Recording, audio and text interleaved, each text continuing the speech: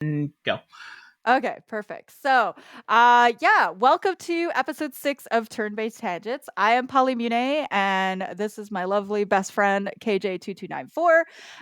We are going to be talking about Star Ocean 6, aka Star Ocean, the Divine Force. It is the sixth number game in the series, but Star Ocean stopped using numbers like after the second game. So, I mean, I guess it really didn't. They only kind of used numbers in general, right? Like, because I mean, you have technically Star Ocean One First Departure, which I think is It was actually legitimately just called Star Ocean originally. First originally it was Departure is called like the Star Ocean, the remaster. remaster or the remaster was called Star Ocean First Departure R, and then you've got Star Ocean the Second Story, but like even It was the that, only one with a number in it. yeah, So exactly. everybody's like, ooh, Star Ocean 1 and 2. And then we got Star Ocean Till the End of Time, which was very much not Star Ocean 3, but is Star Ocean 3. So people like use numbers still to identify it, but they never actually, except for Star Ocean 2.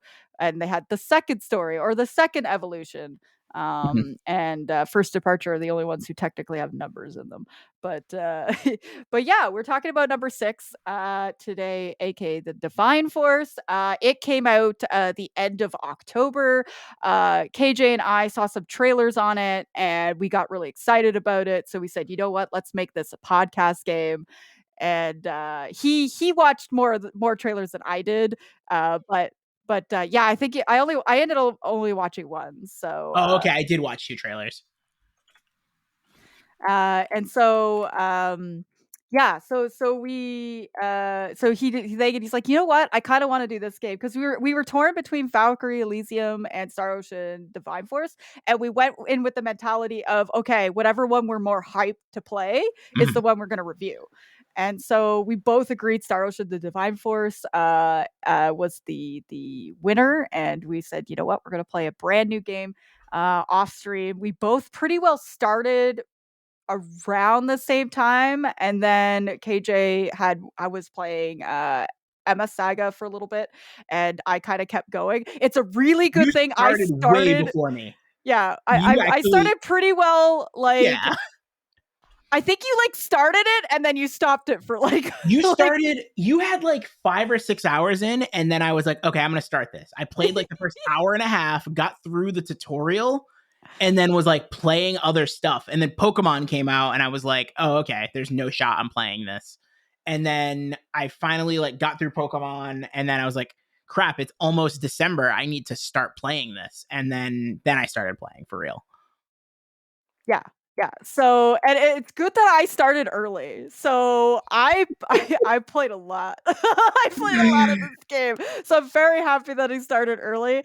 I started very shortly after it came out, and yeah, we are very excited. We both have physical copies. KJ played on the PS5 version, and because he has a PS5, lucky KJ. And I played on the PS4 version because I'm broke and don't have a PS5 yet. But I figured this would be the better version to play, and to compare between, because this is they made it for PlayStation 5, and they like ported it down so that it could be on older consoles. So I thought this would be a great way to do this podcast, is KJ playing the PS5, the one it was built on, and I Mhm. would be playing the PS4, the port, to kind of like show the comparisons and stuff like that and how well they did with that. Which So I think I'm is actually really something we could probably dive into that like kind of now, because I think for the most part the conversations that we had, we didn't see too much of a difference, right? Like I think the yeah. so for me this game ran so smooth. It was This is kind of, it's like the first game I've really played on the PS5, like that was like sort of intended for the PS5. And yeah, it was incredibly smooth. It played how I would have expected, how I would have hoped. Load times were basically instant. Like the cutscenes looked good, everything looked great.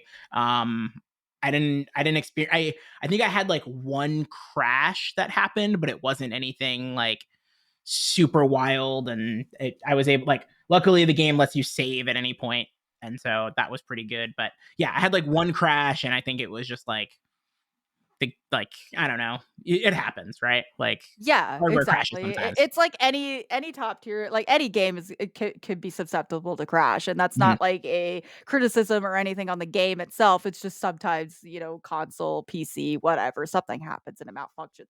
Yeah, with the PlayStation 4, I ran into a couple like little minor things, but I also got to see a lot of little things that they adjusted for this game to make it run better on PS4, which I thought was very impressive because generally when you get ports down, they don't consider stuff like that necessarily. And so they considered, for example, the PS4 hardware not having enough like support of having a bunch of things on the screen at once. So what they did was when you went into towns and stuff like that, the draw distance was shorter.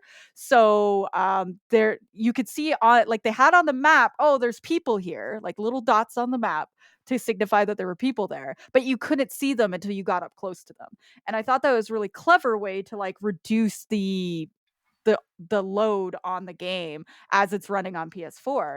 And while I had a couple minor glitches, one of them towards the end of the game, which I'll talk about when we talk about spoiler stuff, that kind of made it so that KJ snuck ahead of me and beat the game slightly before me again.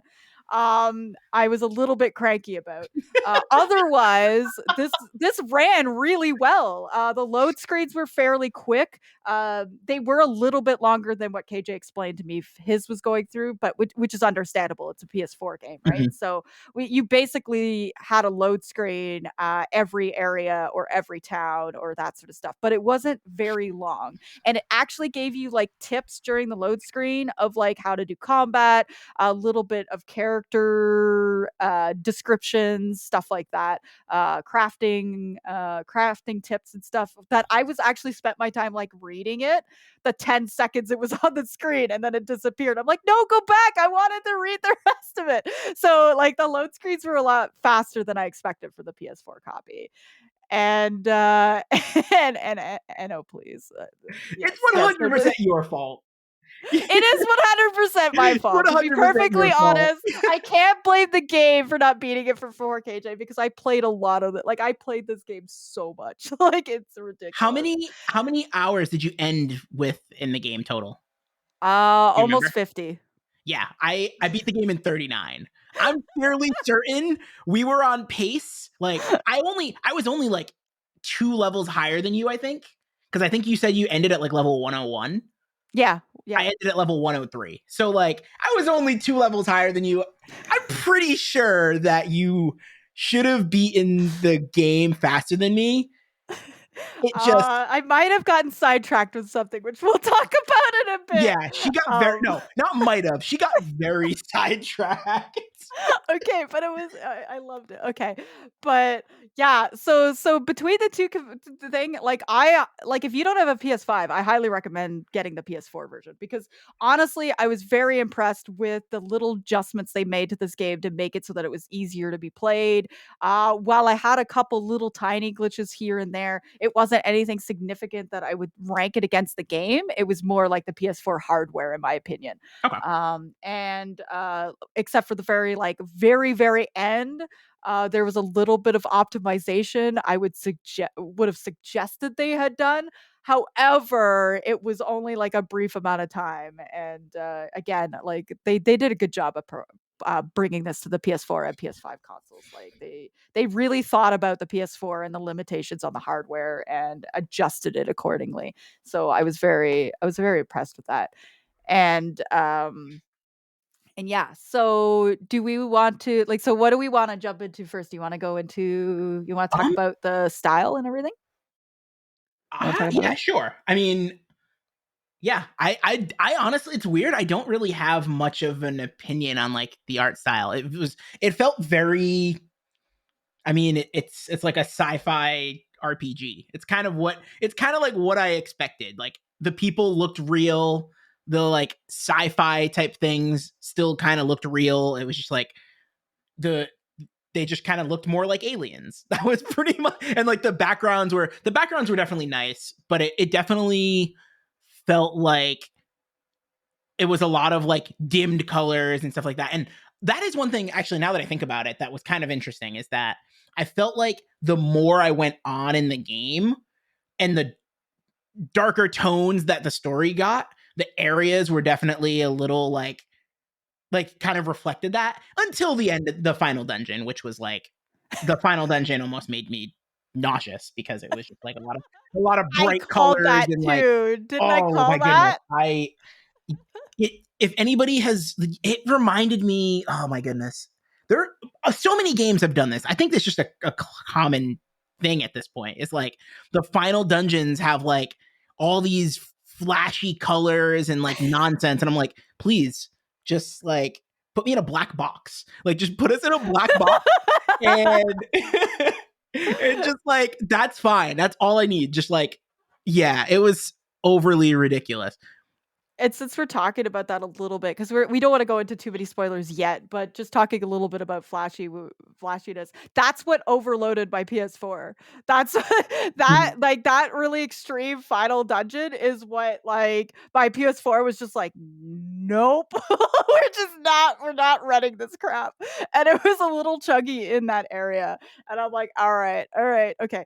But it made sense because they tried to make it over the top, which a lot of JRPGs do. It is just it's kind of part and parcel with the genre of games. They kind of go over the top for the end sort of idea, right? So, but yeah, visually this art like it it throws to of several of the Star Ocean games. And Mhm. honestly, in this one, I found it a little bit more of an extreme between like the outfits and stuff. So you had like you have your two main characters that you could choose the story of, Raymond or Leticia. And Leticia has like this crazy over the top armor dress outfit thing. And then Raymond is just like pants and a shirt. Yeah. And it's like there's such an extreme between the character outfits of like people exploring like people from space and then the people on the planet, and it was just such an extreme that I always felt like a little bit it didn't mesh entirely, like it wasn't very but that's a Star Ocean thing. I Star think that Ocean's was a been part of the doing point though. that. Like they wanted to push this idea. They wanted to make it really feel like she was. I mean, you can tell just on the cover. Like they wanted to make it very much feel like she's royalty. He's like a random dude from space. Like Yeah. that was And they achieved that really well with the yeah. like at first I was just like I'm not really jiving with anybody's outfit. But then I started to play the game and I really saw what they were trying to do with Mhm. the planet attire versus space attire. And it made sense because it's just like the space direction and everything is because like they're more advanced and they're more like and so it's way more basic, more high techie looks to things and stuff like that. So Mhm. they did a really, really good job with blending that, which I found in other Star Ocean games, they went a little bit more tame on the side. So, like, for example, Star Ocean 2, for example, kind of like, while Claude's outfit was kind of more or less like pants and a shirt and a jacket. Yep. I mean, a lot of the people that you meet on the planet that he ends up on Uh-huh. are kind of also similarly not super fancy or anything like that Mhm. either. So it was really interesting to me that they took that direction with this game because they've really tried to like separate that aesthetic, which would make sense because the planet is supposed to be, not it's a different planet, right? Yeah. So like they really pushed the attire being different and the separation, even just in the art style, not just the gameplay, but the art style itself, which I really liked about it. And I ended up growing on me and I ended up appreciating. There were certain character outfits that were a little less appreciated than others, but we'll talk about that when we get to talking about the characters because there's Yeah, that one particular one where there I'm were just like, definitely some characters that was like, this character's here for fan service. I don't know yeah, how I yeah, feel you about you this. 100% Yeah. typical like anime sort of cliche. Mhm. But for the most part, having Leticia in the full armor gown, looking like royalty, sounding like royalty, everything a thing. I'm just kind of like, and then Raymond just being this random guy from space. And how they separated that and stuff like that was done really, really well. And to a point like where they're not like overly amplifying certain features or whatever the main character or whatever. I thought they did a really, really great job, which pulled me in. And so As we were talking about the art, we gotta talk about the soundtrack. We gotta talk about Sakuraga's I am gonna disappoint you a OST. little bit here, I think. Oh no, don't do It this to was me. it was not bad, but like there were definitely points where I just muted the game and was like doing other things, like Oh, listening to other things while I was like oh there were times no. where I just had like a stream up while I was playing the game. Like it didn't the soundtrack didn't like pull me in as much as like Star Ocean 2 did, for example. So it was for me it Yeah, wasn't that's fair. bad, but it wasn't great. And I mean I could probably honestly I could say the same thing about like the voice acting. It was just like this is okay. Like it wasn't bad, but it definitely wasn't like what I would have hoped for personally. Yeah, I think it's kinda still going in the direction it changes into at Till the End of Time. So, where I know you haven't played Till the End of Time, so I won't, like, spoil anything, Yeah. but, like, Star Ocean 2, yes, 100% agree, it's probably my favorite soundtrack of the series. They did a really, really great job. Star Ocean Till the End of Time, I would say would be my second favorite. They were trying to like, they were trying to, like, upgrade it and stuff for, like, PS2 and everything, but they still kept a lot of like they pulled some of the tracks from Star Ocean 2. They made like new ones, and a lot of it was like at emotional times they had the right tracks playing and stuff. But after 3, so 4, 5 and now 6, I Yep. feel like they're kind of going a little bit too they have two problems. One where they go hard where it doesn't need to go hard. I was talking about this when we first started the game, and I was Oh like, yes. why was the one of the first tracks that you're playing as Letitia's route in the world is this like extreme intense, oh my god, something's gonna happen, and you're just running around killing goblins. Like I don't like it was like this super intense music, right? Like one of the first tracks and stuff like that I just want to in the say game. I just want to say Polly starting this game before me and being able to like see and read her notes is like one of the best things about this because I'll go to sit down and play the game and it's just like Polly's just dumping notes into this and I'm just like wow, you have very strong opinions about this. This is going to be a lot of fun to talk about. Oh yeah, I was going ham with the notes and like writing a bunch of stuff. And like I went ham on it. And one of my very first things was I wrote being like, why is the music so intense? There's nothing Mhm. intense happening. What is going on? And that was like literally one of my first notes on this game. So I feel like there's some tracks in it that I feel like there were some tracks in it that were really great. Like I thought it was great. There's like the final boss music I felt was a throw to Star Ocean 2 and 3 at the same time, which was really neat. And it very sounded very much like those like fights in those, not even end fights for Star Ocean 3, like even like one of the first bosses, like one of the first bosses you fight kind of throw to that.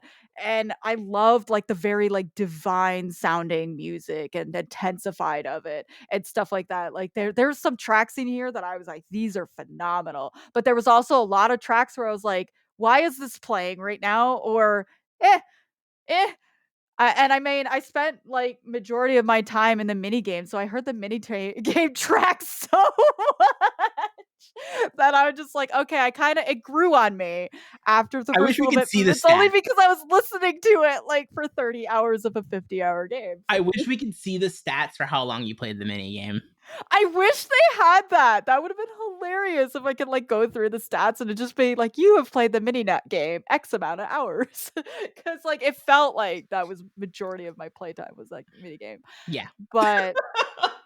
But yeah, so like a lot of my first notes was like on that music. So like while I still like the soundtrack, I would definitely say others in the series hit a little bit more close to Okay. home at certain points of the game. So like the music felt more tied into its location than it did in Star Ocean, the Divine Force.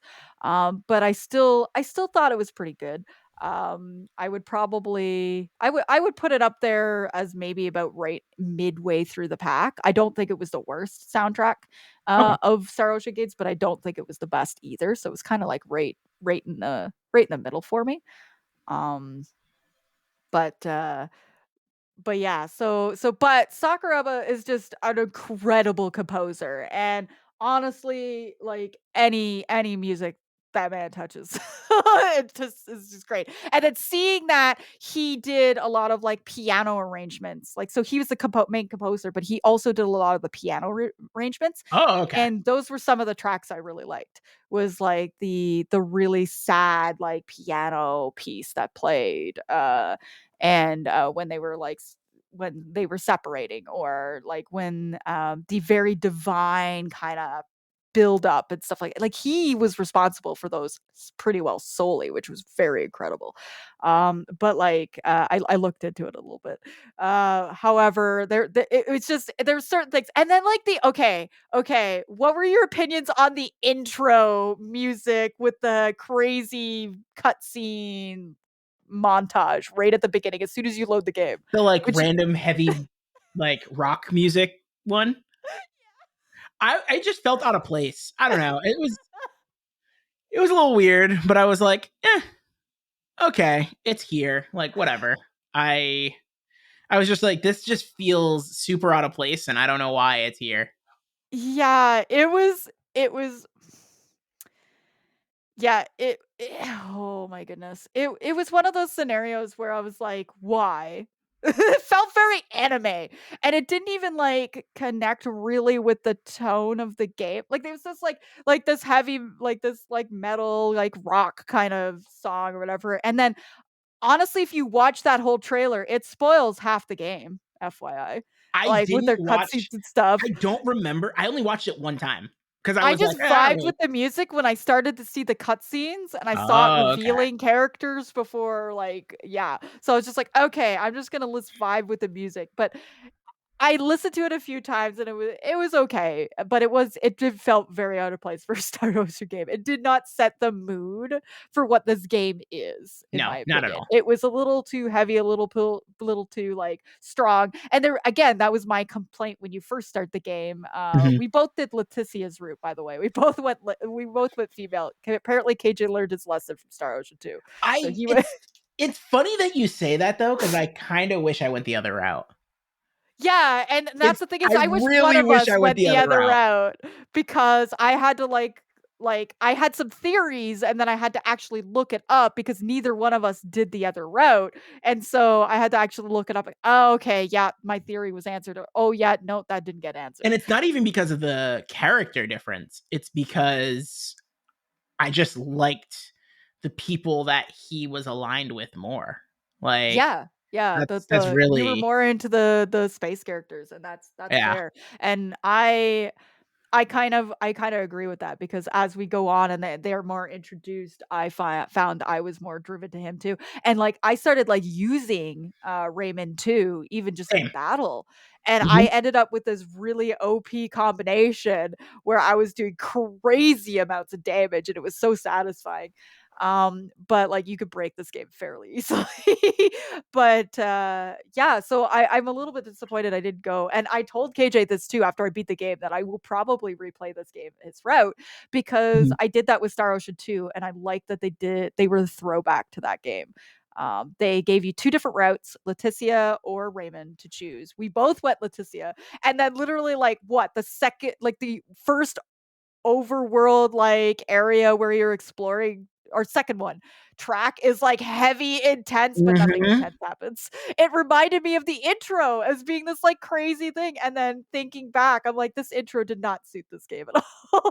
It was just mainly for like fan servicey like trying to like I don't know get people hyped for it or something like that. I don't know, it didn't suit the tone. I don't know, it was kind of weird.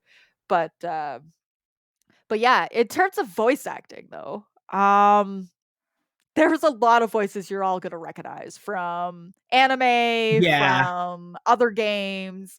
I'm pretty sure, I cannot confirm, but I'm pretty sure Matt Mercer was in there. I I swear I heard his recognized voice. I recognized the voices, but I didn't know like I wasn't able to like really place them. I was like, oh, this person sounds familiar. And I think in the credits there was a few people that I was like, oh, okay. Yeah. I'm A lot of trying the to voices remember. you'll be like, "I've heard these voices before," but it was hard to, like, place who they were. I'm pretty sure if he wasn't, there's somebody who sounds like him. But one thing I will say about the voice acting, so the voice acting was it was okay. I think Leticia, the voice actress who did her, did such a good job at making her sound like Royal trying to blend in.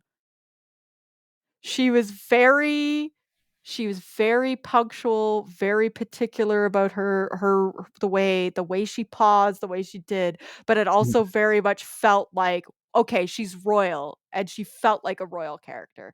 One thing I find with voice acting in games sometimes, is they'll take, like, somebody who's, like, royal or whatever, and I find their voice doesn't suit their status necessarily, but Leticia's voice was really great. Raymond's was just I don't know. He was It's more just so this just like a typical free main flowing. protagonist in a Yeah, Star Ocean game. he felt very main protagonist Star Ocean. Also, Very Mercer was the king. Oh, so okay, yeah. See, He was the king. see, see, I knew he was in there somewhere. He's just in every game at this point. So Matt Mercer was actually the voice for Edge in Star Ocean 4. And I found Star Ocean 4's protagonist Edge and Raymond very similar in terms of like voice acting. Very similar, very kind of similar vibe, except for Raymond was a little bit more like macho guy than Edge was. But yeah, so like it was good, but it was Yeah. like the only super impressive voice I found really suiting the character was Leticia's. I think the voice actors tried to do her absolute best to sound royal, Mhm. to sound like she was trying to blend in, but it wasn't working very well, and just coming off like making the character more believable for me. Whereas everybody else was just kind of like, you know, they suited them, but Yeah, I think.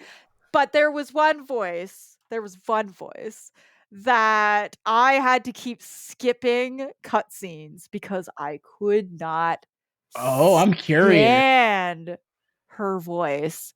Oh, I know who you're talking And about. yeah, it This is was the worst character in the game.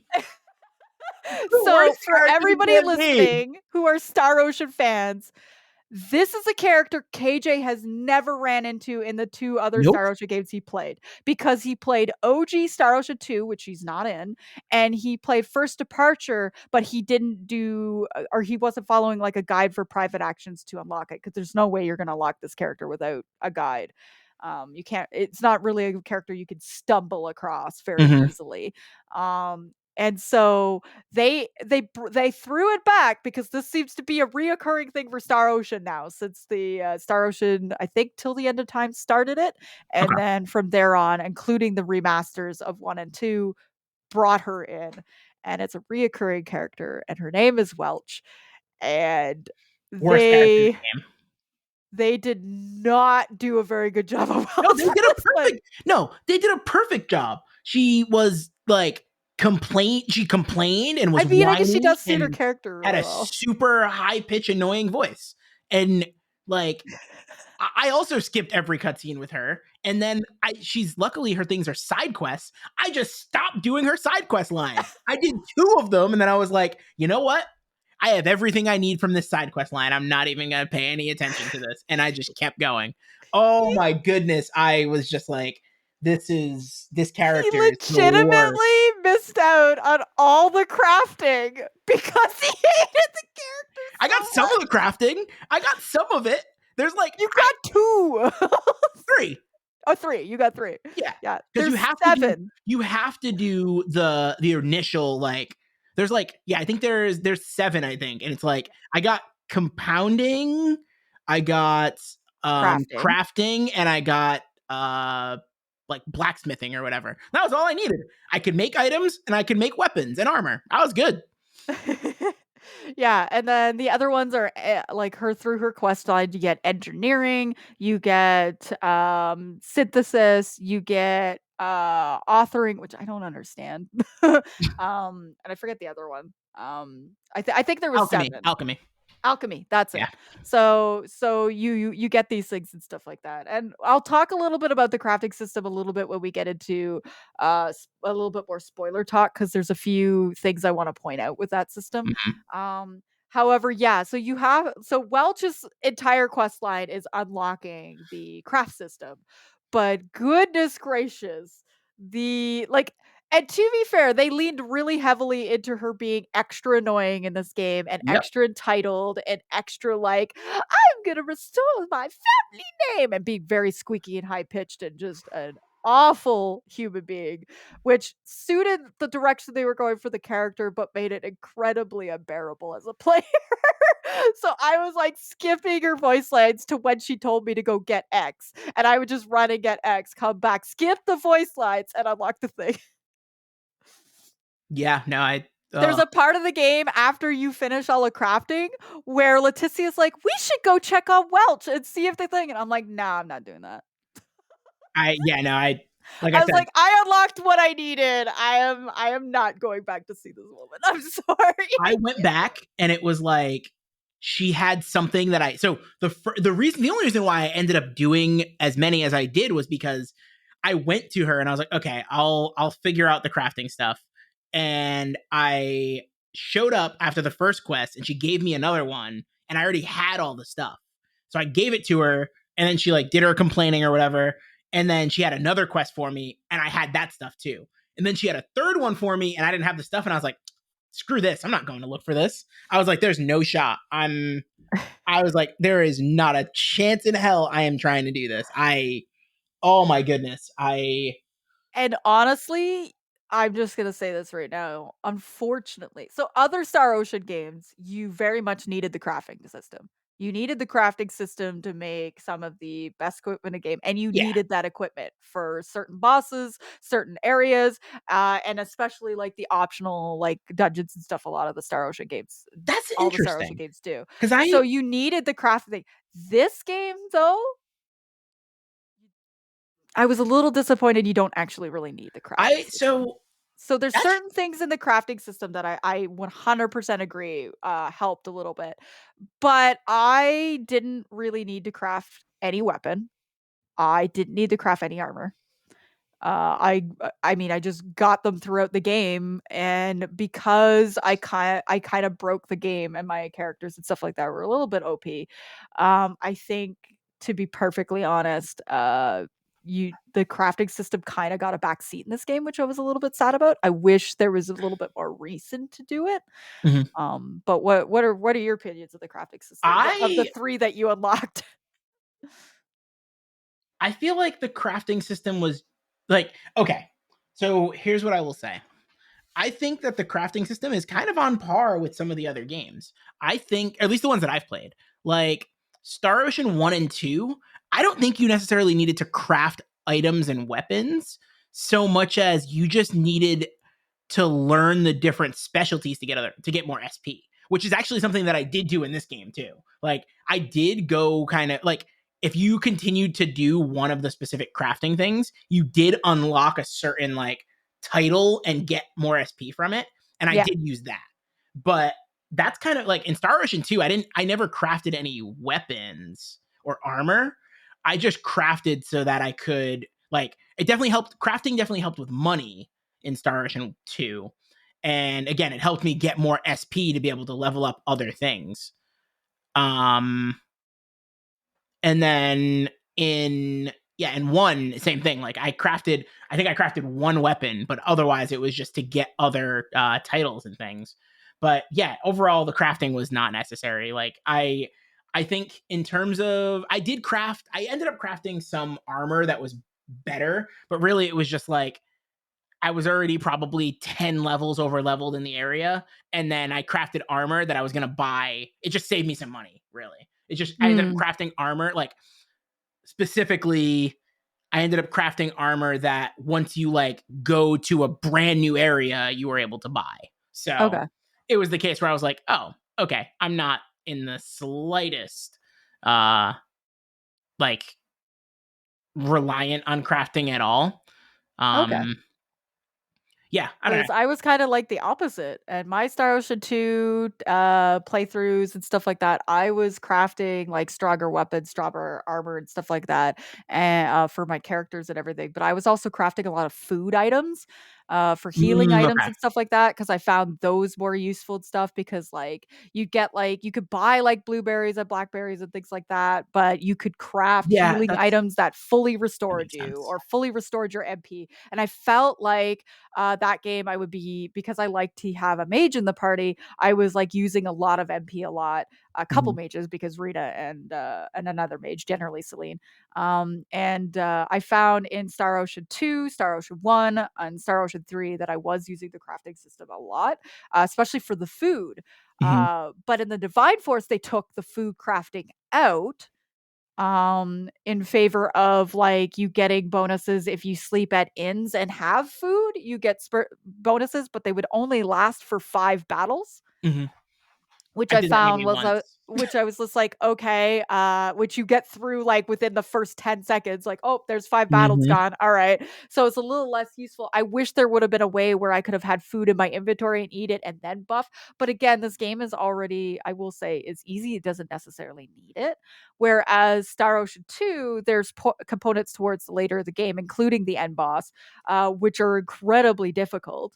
And so I found crafting really helped with that, but also the optional dungeons it really helpful too. And I'm thinking about it now and I'm wondering because I didn't do any of the Divine Forces optional dungeons. I'm wondering if the crafting system would have been more into play for that, which is more throw than Maybe. previous Yeah. Star Ocean games, where I found like the crafting system and making all the healing and MP items really helped for when you were going through like the optional dungeons in 2 where like you don't get to save it until like halfway through and it's really stinking hard of a dungeon that it's just like which I played these.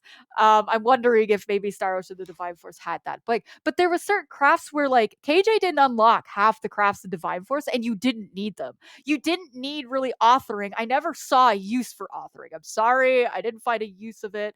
Alchemy I didn't really find a use for, where you're trying to turn one stone into another, but I'm like I was collecting all of them, so like I already had the really fancy stuff to make my cool little pawn pieces. Like I didn't I didn't need alchemy really at all, so I didn't use that You were synthesis. crafting to make pawn pieces. Polly.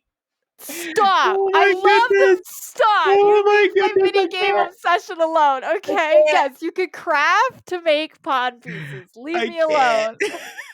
That Leave is me alone. like basically using one mini game to fuel an addiction for another mini game. That's really what that comes Yeah, down is your to. problem with this is what's your problem? What are you trying to say? Oh my goodness. So like so I was using it stuff. Synthesis, I was restatting my armor or my weapons and stuff. I thought synthesis was really interesting because you could put stats on it that you actually wanted. And so I thought that was kind of neat. And so I did that a couple times. But the only real ones I used was compounding to make stronger healing items because it was really nice to be getting like heal 100%, revive 100% items. That was kind of nice. Okay. I used crafting for my pawn pieces. Leave me alone, which is is connected to the mini game, which we'll talk about because Polly spent 15 hours in the mini game. And and I did don't give me that face. And then I think I did do like smithing for some weapons and armor, but all in all, I didn't really use the crafting system as much in this game as I did in previous games. And it could partly be because I didn't push through to try the optional dungeons. It like I looked up a guide on how to unlock them and it was a little bit complicated. So I was like, yeah, I'll do this at It some point, but not right now. it does sound like you Whereas used it fairly often. Like you used it way more. I oh, crafted I used it way more than you. I was Yeah. gonna say, I had 2 crafting sessions when I first got it, and then when I was like, "Ah, I should probably craft, like, I'm like 30 hours into this game and I haven't crafted anything. I don't want to like screw myself over." And then I got lost in this area and I started getting a level of battle and I was like, "Well, that's when I realized that there was some stuff that was broken and I think I accidentally broke the game." So, Yeah, and that's something I want to talk about is like us to get into gameplay mechanics. This is a mhm. great segue into it Yeah. because you can break this game very early on and make it stupid easy. I think so I don't know about early on. I think we did something very similar, and I think that definitely helped. Yeah. Because yeah, if you so one of the characters has a passive ability that lets it starts off, I think, at like 120% and it goes up to 200%, but your other characters in battle gain 120% extra experience. Um and the trade-off is the character's passive, like the passive lowers the character's defense by the same percentage that you gain experience. Mhm. And I leveled that up to the max level almost immediately. So I was just like, and I was controlling that character. So I was like, okay, well, if I can just get the timing down and do like perfect dodges and all these different things, like I'm totally fine if I just don't get hit. Like, it's fine that the character's squishy.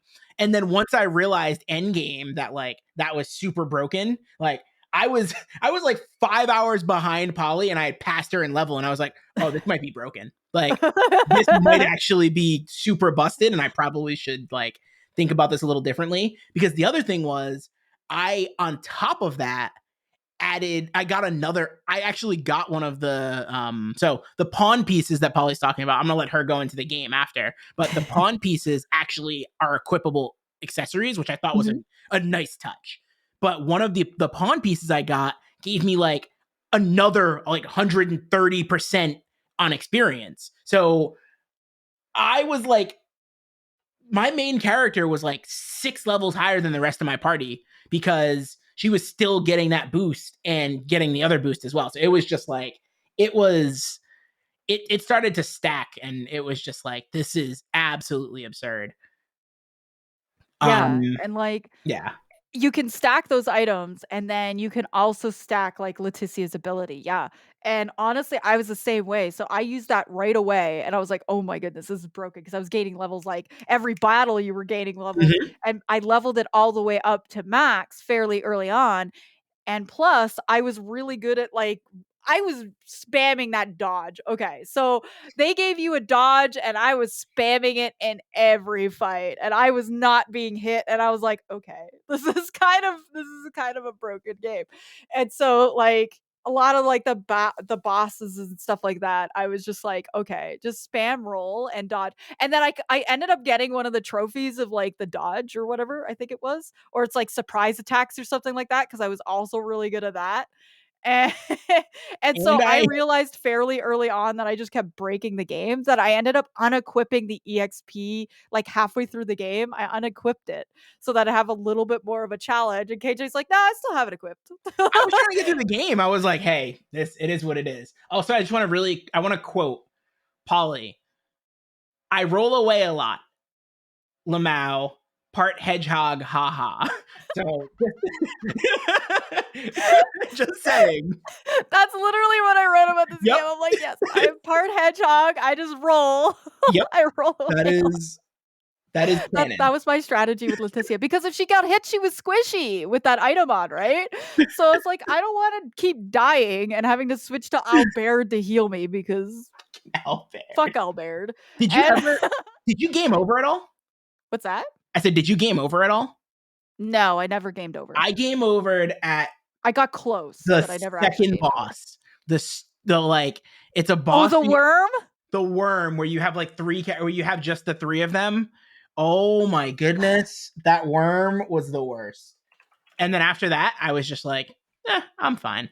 Like, after that, I would just like went through once I got, yeah, the first worm was a problem. But after that, it was like, and honestly, what it was is I just didn't have a healer. And that kind of goes into, Yeah. That's one of the first boss fights you have where you don't have the healer Mhm. yet, and it's like, and you don't have as many items and stuff like that, because 'cause you've only just started the game, so you don't have tons and tons of money, and I was, like, spending my money on the equipment. Yeah, that worm was a pain, Yeah. and it was like, because, also with the AI too, like, your AI just, like, of The your AI other is so party members dumb. was like, "I'm just gonna run in as it's doing the vacuum and smash," and it's like, "No, stop That is dying." early game, like the AI got better Oh yeah, it got better. Yeah, as you started to equip different attacks. Because like you can equip the different once you so you just took off the ones that were yeah, you I were just started picking you taking off off. the stupid attacks. Like, and Yeah. so the way it works is really interesting because every character levels up, they get their SP, and then they all have like a skill chart, basically. And on that skill chart, you can either buy skills or you can buy like resistances or stats or different things like that. And so once I got the ability to like get rid of some of the like dumb attacks where it's like, oh, you don't have any range attack. So when Polly said, when a boss is like trying to like suck you in, you're running towards them trying to hack them. And I'm just like, why? Why is this happening? Like, just use a distance attack. And so once I was able to do that, I was fine. But oh Yeah. my goodness, That that was fight, I pain. survived with Albert because I set him up with all his distant attacks, Oh, with I benched out there as like soon as his I could. magic and stuff like that, and his long range. I was like, I just switched to him, and I'm like, all right, this is Albert fine. was so useless for me. I benched him as soon as I could. Like Yeah.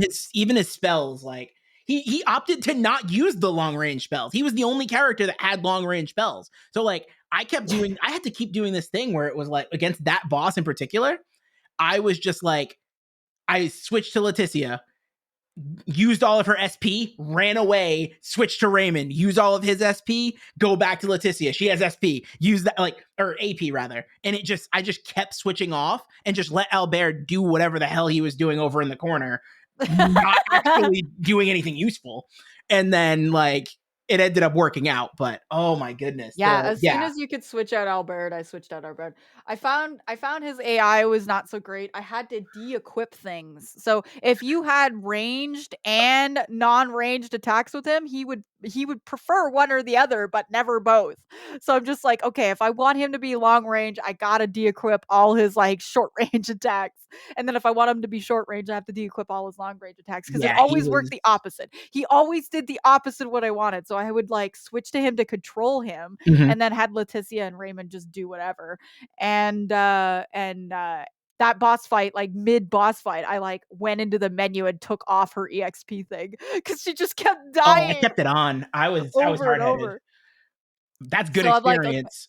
That's way too good. Bosses are way too good experience to not have that on. Oh yeah, you put it back on just before the boss fight Oh, that's ends. fair. Yeah, that was one Yeah. thing that was really interesting in this game is like, You so could you could de-equip very, things mid battle, which they don't yeah, normally do with Star Ocean games. everything was super fluid, which I thought was really cool. Like you could switching characters was very fluid. Um, Yes. Whether that's switching the character you're controlling or switching characters just like in general, like swapping people in and out of the party. I found that to be really interesting that you could just be like, oh, I'm gonna pause and just switch someone else into the party. I didn't really do it because like y'all know me, I have my favorites, and once I have my favorites, like that's the party. But like, yeah, it was definitely interesting. And the one thing I will say is when you didn't have a healer, having to use items, but having to use it in like the stop mode was really painful. And luckily there were some skills that allowed you to like Yeah. use items Use it faster faster. and use them more like them be more efficient. That's a Star Ocean thing though. Like that was definitely a big That plus was for me. pain sometimes where you're just like because I didn't have that equipped to Leticia and she was like the one I was controlling in the Mhm. beginning for the first like 10 hours of the game. I was controlling her and I didn't like really switch to another character to use them unless I had to. And so with her, she didn't heal really fast with the item usage. I had that on Albert. So I would be like, "Okay, heal." And she'd be like, okay, now I'll heal. And it's like, Yeah, no, no, this is so long and it's so painful. With everything else is so fluid and flows really well. One mhm. of my biggest things of this game is its battle system is hella fun. And it's Yeah, probably one of my favorite Star Ocean battle systems, if not the favorite, because I feel like they perfected a lot of areas. But there was a couple tiny little things like the stopping for like the using the healing. And mhm. I get it. They wanted to make it where you had to level up a skill or use a certain skill Yeah. and or not go super OP so quick, but you can still go OP so quick. So I'm like, I honestly wished the only thing I wish about the gameplay is I wish things were harder. I Besides that worm boss, I didn't really struggle with anything except for when I accidentally picked a fight with a flame demon, this big flame guy in one of Oh, the regions that definitely was not supposed to be picking a fight with at that level, I and totally missed he out on that. wrecked me, and I had to, like, run away. Did you There was one boss that gave me trouble, and it was more of just like a Oh, the like bird too. the stupid Yes. bird, yeah, at the end of the The game. worm, the bird, and when I accidentally picked a fight with something I would probably shouldn't have at my current level. That's fair. Those were the only struggles I've had in this entire game. I never got a game over. I never wiped to the continue screen or anything like Yeah, that. like So, I said, I game overed on the worm, and then the bird. I was like, I knew that I would be able to beat it, but I was like, I think I can just get my other characters. So like, I actually just closed the game because I had saved right before, and I was like, I'm just not gonna do this because I don't have the time to be spending on this. yeah, Um, and, like, the bird was very much, you have to use all the range characters yep. sort of fight, and so, yeah, I had to, like, do mid-fight, switch out party members and stuff, and luckily at that point, I had the first time I fought the bird, I had everybody severally leveled up, but the second time I fought the bird, I didn't have all my party members yet, and I was like, "Okay, alright, Yeah, well, that this was is the gonna fight be a that struggle." I ended up just being like, okay, I'm gonna turn this off and just start over. Yeah. Um, And, like, but to be perfectly fair of Star Ocean series, I didn't really struggle in Star Ocean 2. I didn't really struggle in Star Ocean 3. I didn't really struggle in Star Ocean 1, except for if I didn't grind before leaving to the next, continent. oh, Like, there I was always love that, like, Star Ocean One. weird gap between levels between each continent that you went to in Star Ocean 1. Mhm. So, I did struggle a little bit, I'd have to go back and level up a little bit and then continue on, and I was fine. But I don't really struggle in Star Ocean games, and I guess, like, this battle system was great. I think they really perfected it. I love the use of Duma, where it would, like, attach it to you and you go zoom zoom and you, like, fly, and then you can, like, increase its abilities later on where you can, like, fly longer distance, which is great, and then kinda just, like, fall and glide. I really, really love the battle system of this one. I think it was one of the best battle systems in a Star Ocean game, so they've really improved it, but it's still that thing where it's like, all these things are amazing and great and feel awesome, I just want challenges, and I wonder if the optional dungeons woulda gave that to me to really utilize the battle system because I didn't need to surprise attack as often. I didn't need to raise my AP. So it had a system where you had 5 AP by default. And if you surprised attacked or staggered attacked or whatever the enemies, you would increase your AP. But then if they would hit you, it would decrease back and you would never be lower than 5. Mhm. Um, while I like that system, I also didn't really find a need to have the higher AP except for where I was just going ham and never let an enemy attack me for like the next 20, 30 minutes. So I I found like, yeah. I don't know. I was definitely the I liked having the extra AP. I did everything in my power to have as much AP as possible because I was just like I was definitely spamming. And like the thing is, so um I guess we can kind of lean into the Duma aspect of things. Like Yes. I thought that that was super cool. Yeah.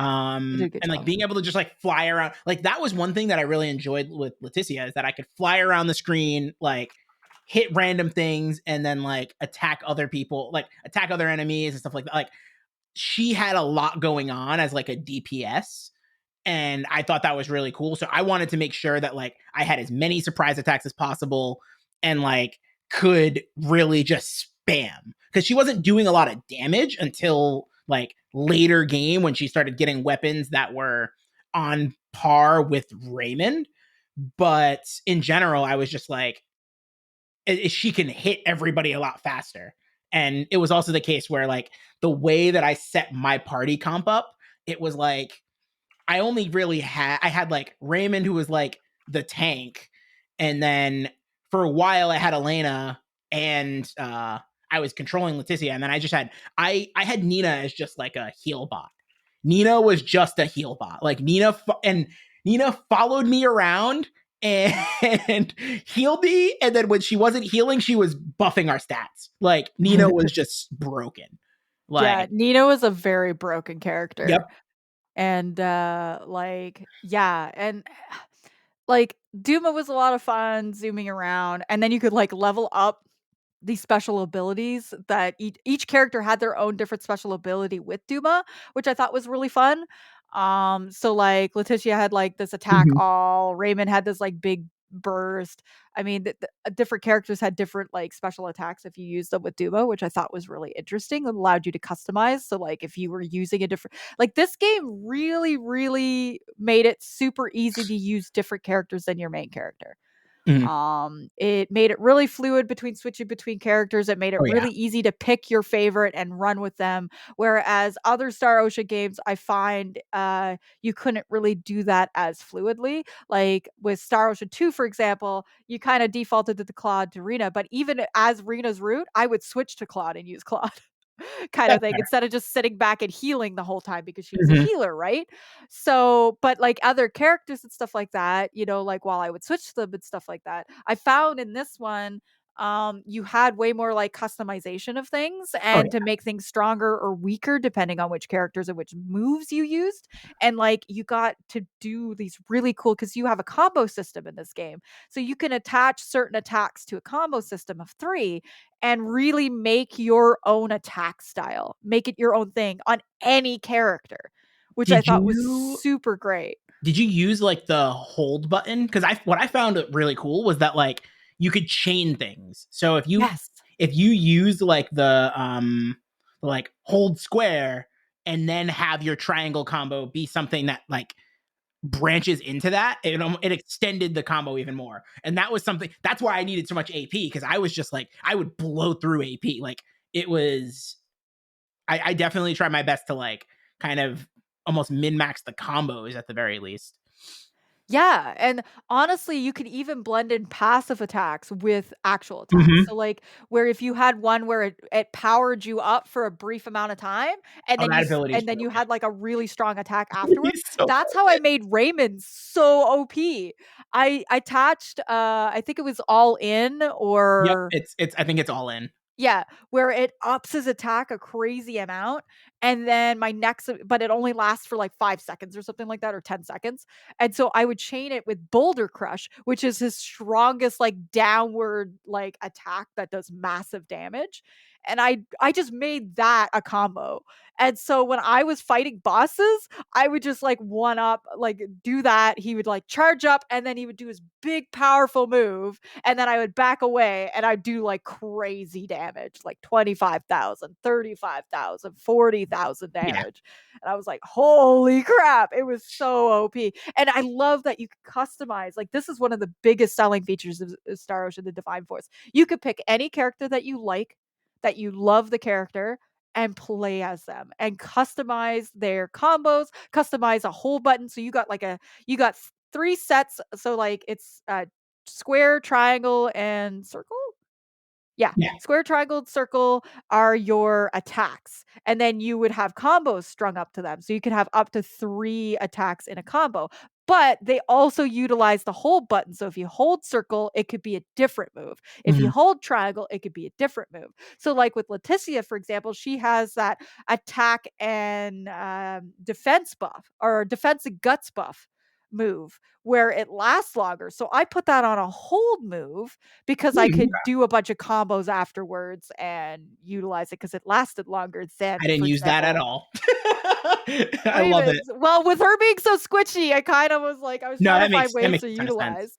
Well, because I'm actually really interested in that though. I didn't think that would like the reason I didn't use that because I didn't think it would stack because it was Oh, percentage because based. It was percentage yeah. based, and once you I max out the never even thing, thought about that. I your wonder if guts it actually and didn't do defense anything. are at 0. Yeah, I Yeah, don't know if I'm that wondering actually with did the anything EXP thing if I actually it didn't actually end up doing anything. because you would That'd just be get a hol percentage of 0. yeah, so Yeah, 0% is 0, 0. Oh, maybe it didn't actually do anything. Maybe afterwards, like, it started I guess it would have taken an effect when I took the XP thing off, which definitely, was about halfway through the game. definitely. But yeah, like, you could pick your favorite character in this and just customize them to all heaven and play them. My only gripe is my favorite character came in, like, the latter half of the game. So, I was Your just other like favorite character that you put into your party. I told you I was going to give you crap for this.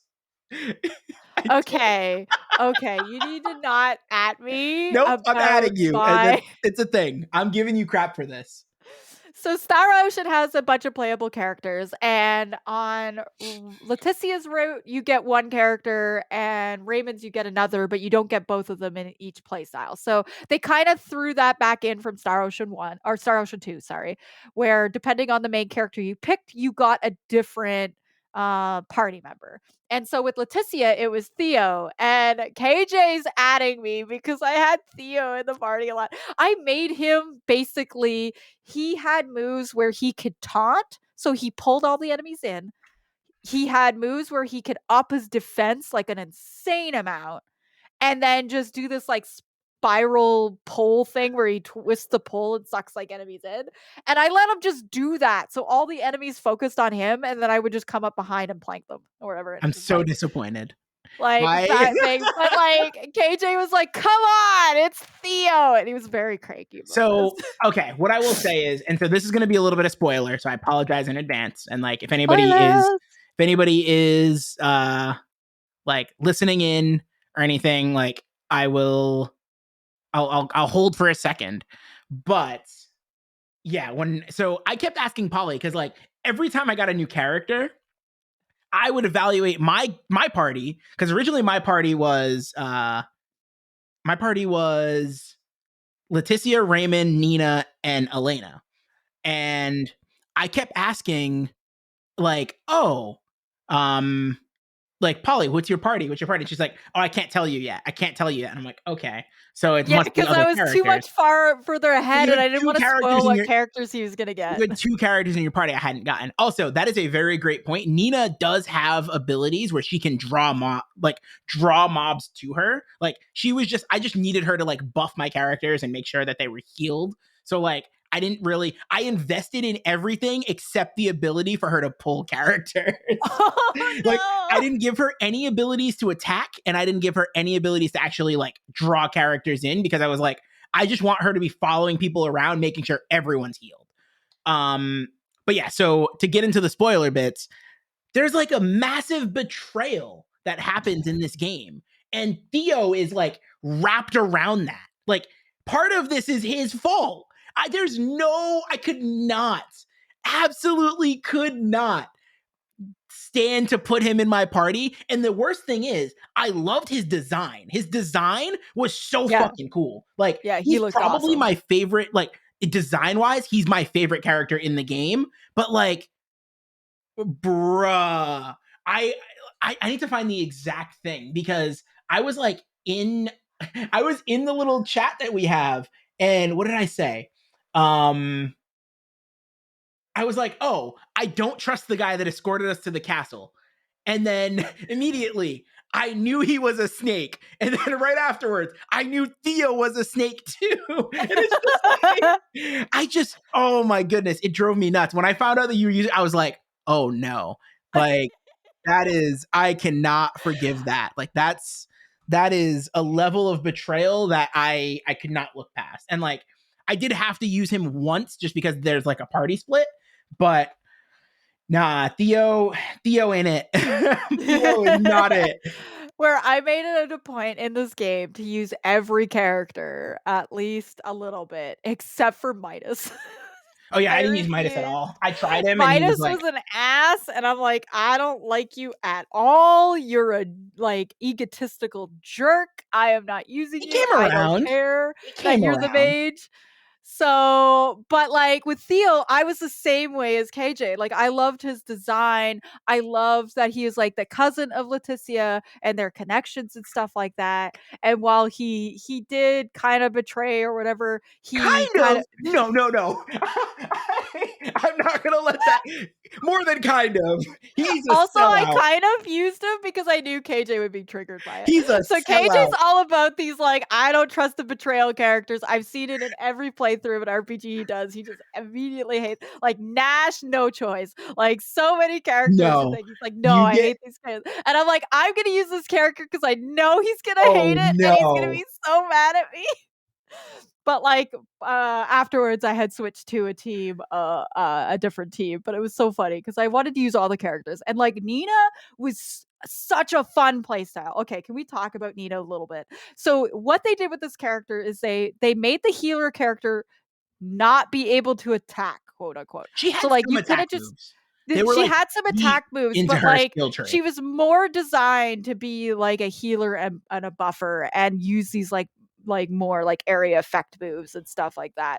And I love that they leaned into that Mhm. to make her more unique. And she was so much fun to play. Her design was adorable. I love the big poofy sleeves that she has. She's got these like green poofy sleeves. She's really cute. Her morals are great. She's like just wants to help people and stuff. I loved Nina through and through, as she's one of my favorite characters.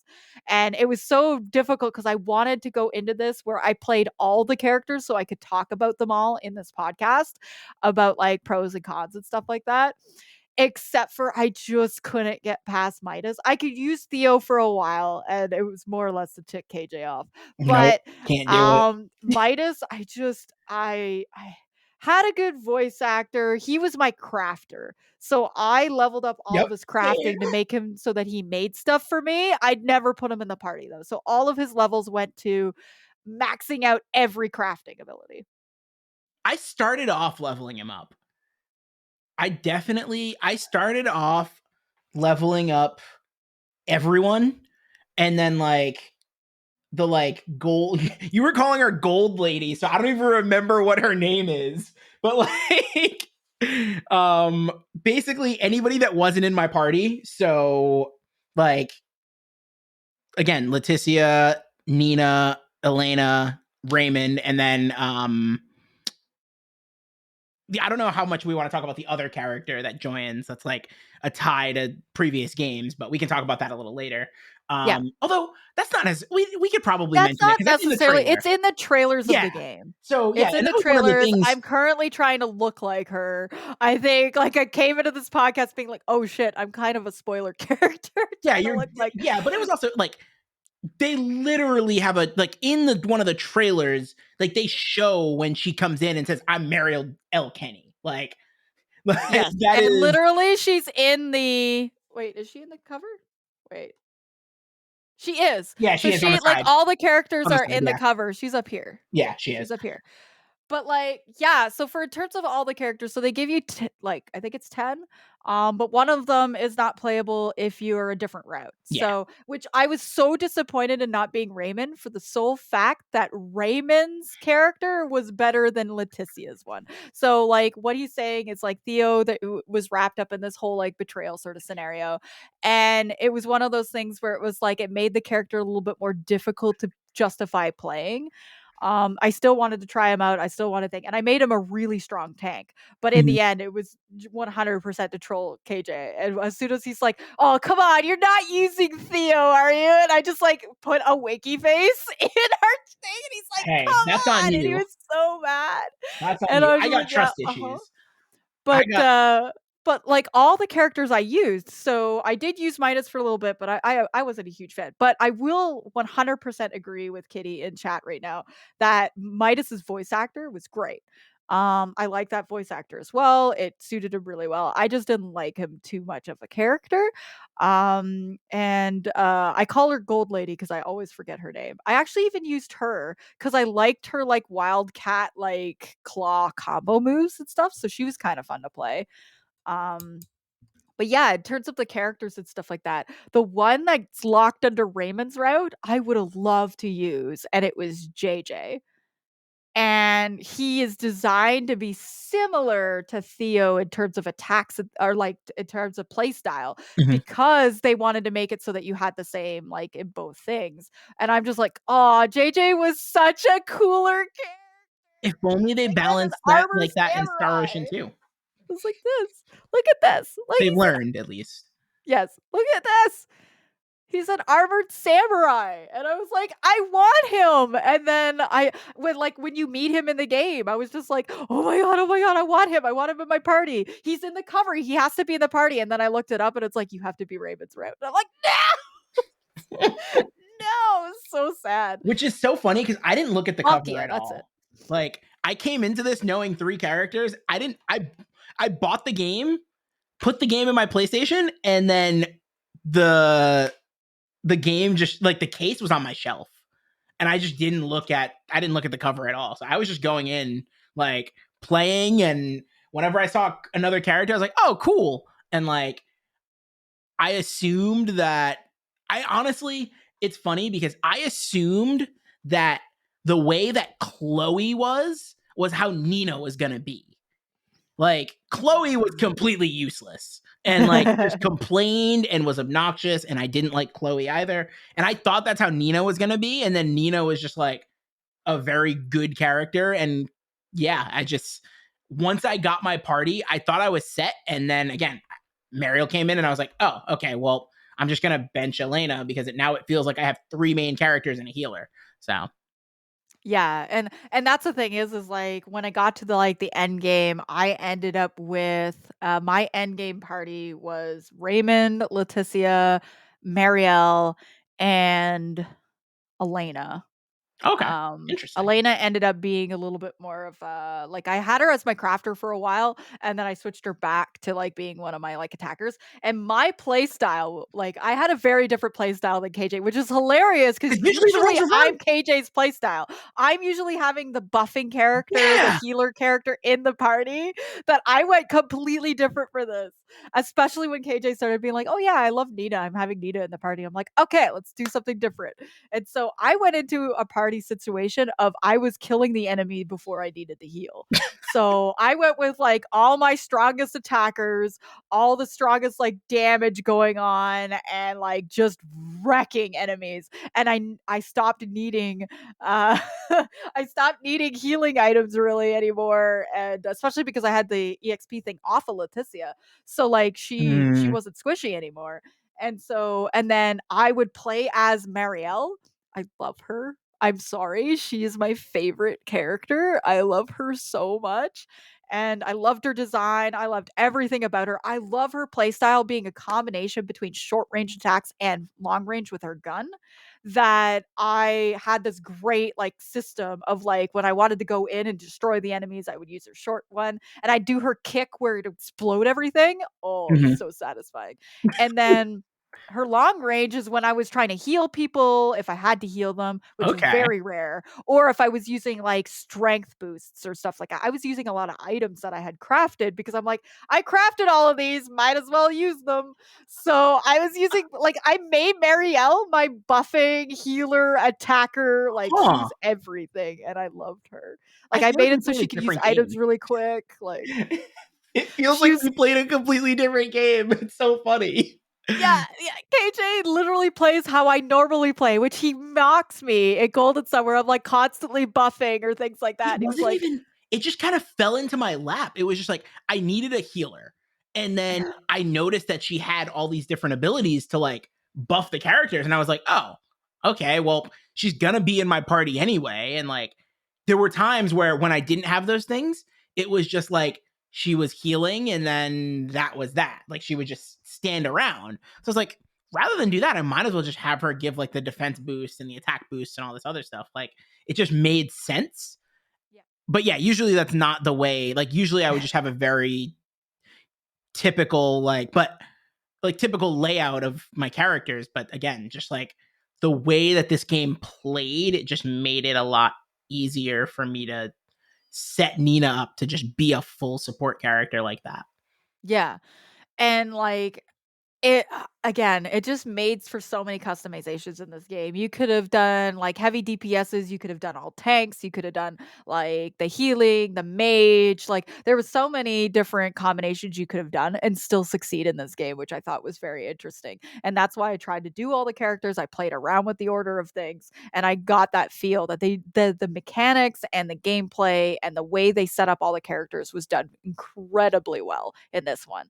And so much so that you could literally just pick your favorites. And Nina was in my parody for a while, and then KJ mentioned it was in her, so I switched her out to do something a little different. And but like Nina, Marielle, and Elena were like my favorite characters, despite despite Elena's appearance was very fan service. Oh my goodness. Yeah. Elena's outfit? How does her pants stay up? I wonder how? how does her pants stay up? Like okay, so pick Elena's got like the space outfit because she's from the like the space crew and stuff like that. And I'm trying to refrain from actual spoilers of the character just for those of you who haven't played. But she's from like Raymond's crew and stuff like that, right?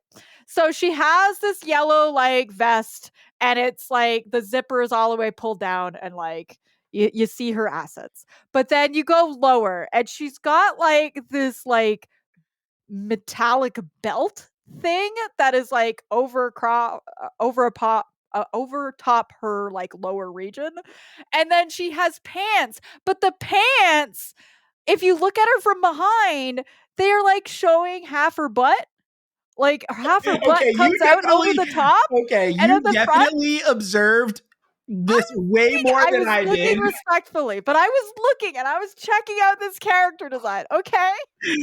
Oh my god. Yeah. So KJ goes, "Oh, those are not pants; they're painted on," and I lost it. I did say that. I was like, "Okay," and then Anna was like, "Well, she don't need no pants," and I was just like, "Oh my god, this is ridiculous." And I kept spinning around. I'm like, "Anna, look at this! Like, look at this butt," because I'm just like, it's like the pants, like not even like okay, you start to like see like underwear pulled up or whatever. That's a classic anime thing to do, by the way. You have like the pants, Mhm. and then the underwear comes up above the pants. Very classic thing. No, they didn't even do that. They're like, no, no, no, we're gonna go extreme. And they literally had the pants, like her butt cheeks. Half of her butt cheeks were exposed. And I was like, why? Why, Square Enix? Why? But also, I will have you know, she was in my party a lot, and I was very much running with her, seeing her from behind. I'm okay. I'm okay with the character design now. I've come to terms with it. But yeah, gravity defying pants. Yeah, I got lost. Yes, Polly definitely between the mini game and the plot, Polly got lost. But oh my goodness. Like so but like Nina had an outfit where I kind of want to make Nina's outfit and just wear it.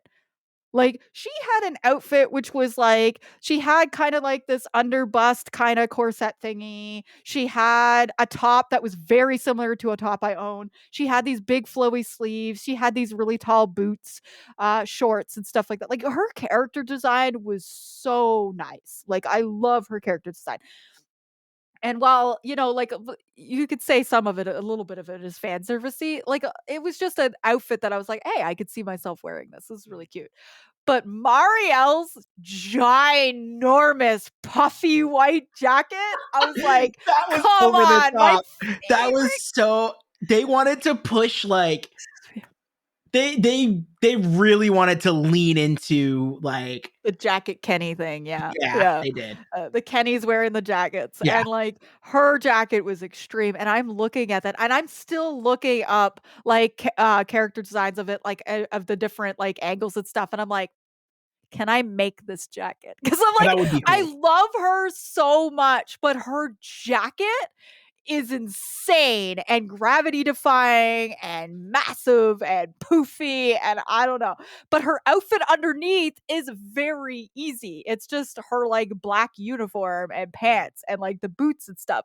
So just like damn it, why couldn't you just be that without the jacket? Because I'm like, I totally could have pulled off that cosplay by now. I would have been able to like make something thrown together. I would have been actually in full cosplay, but her damn jacket, like 100% as a cosplayer, I want to cry, but also I love her so much, and I'm like, but I want to cosplay her. But she ended up being my favorite, and I love that they threw to previous games by making her a Kenny. I love that they talked about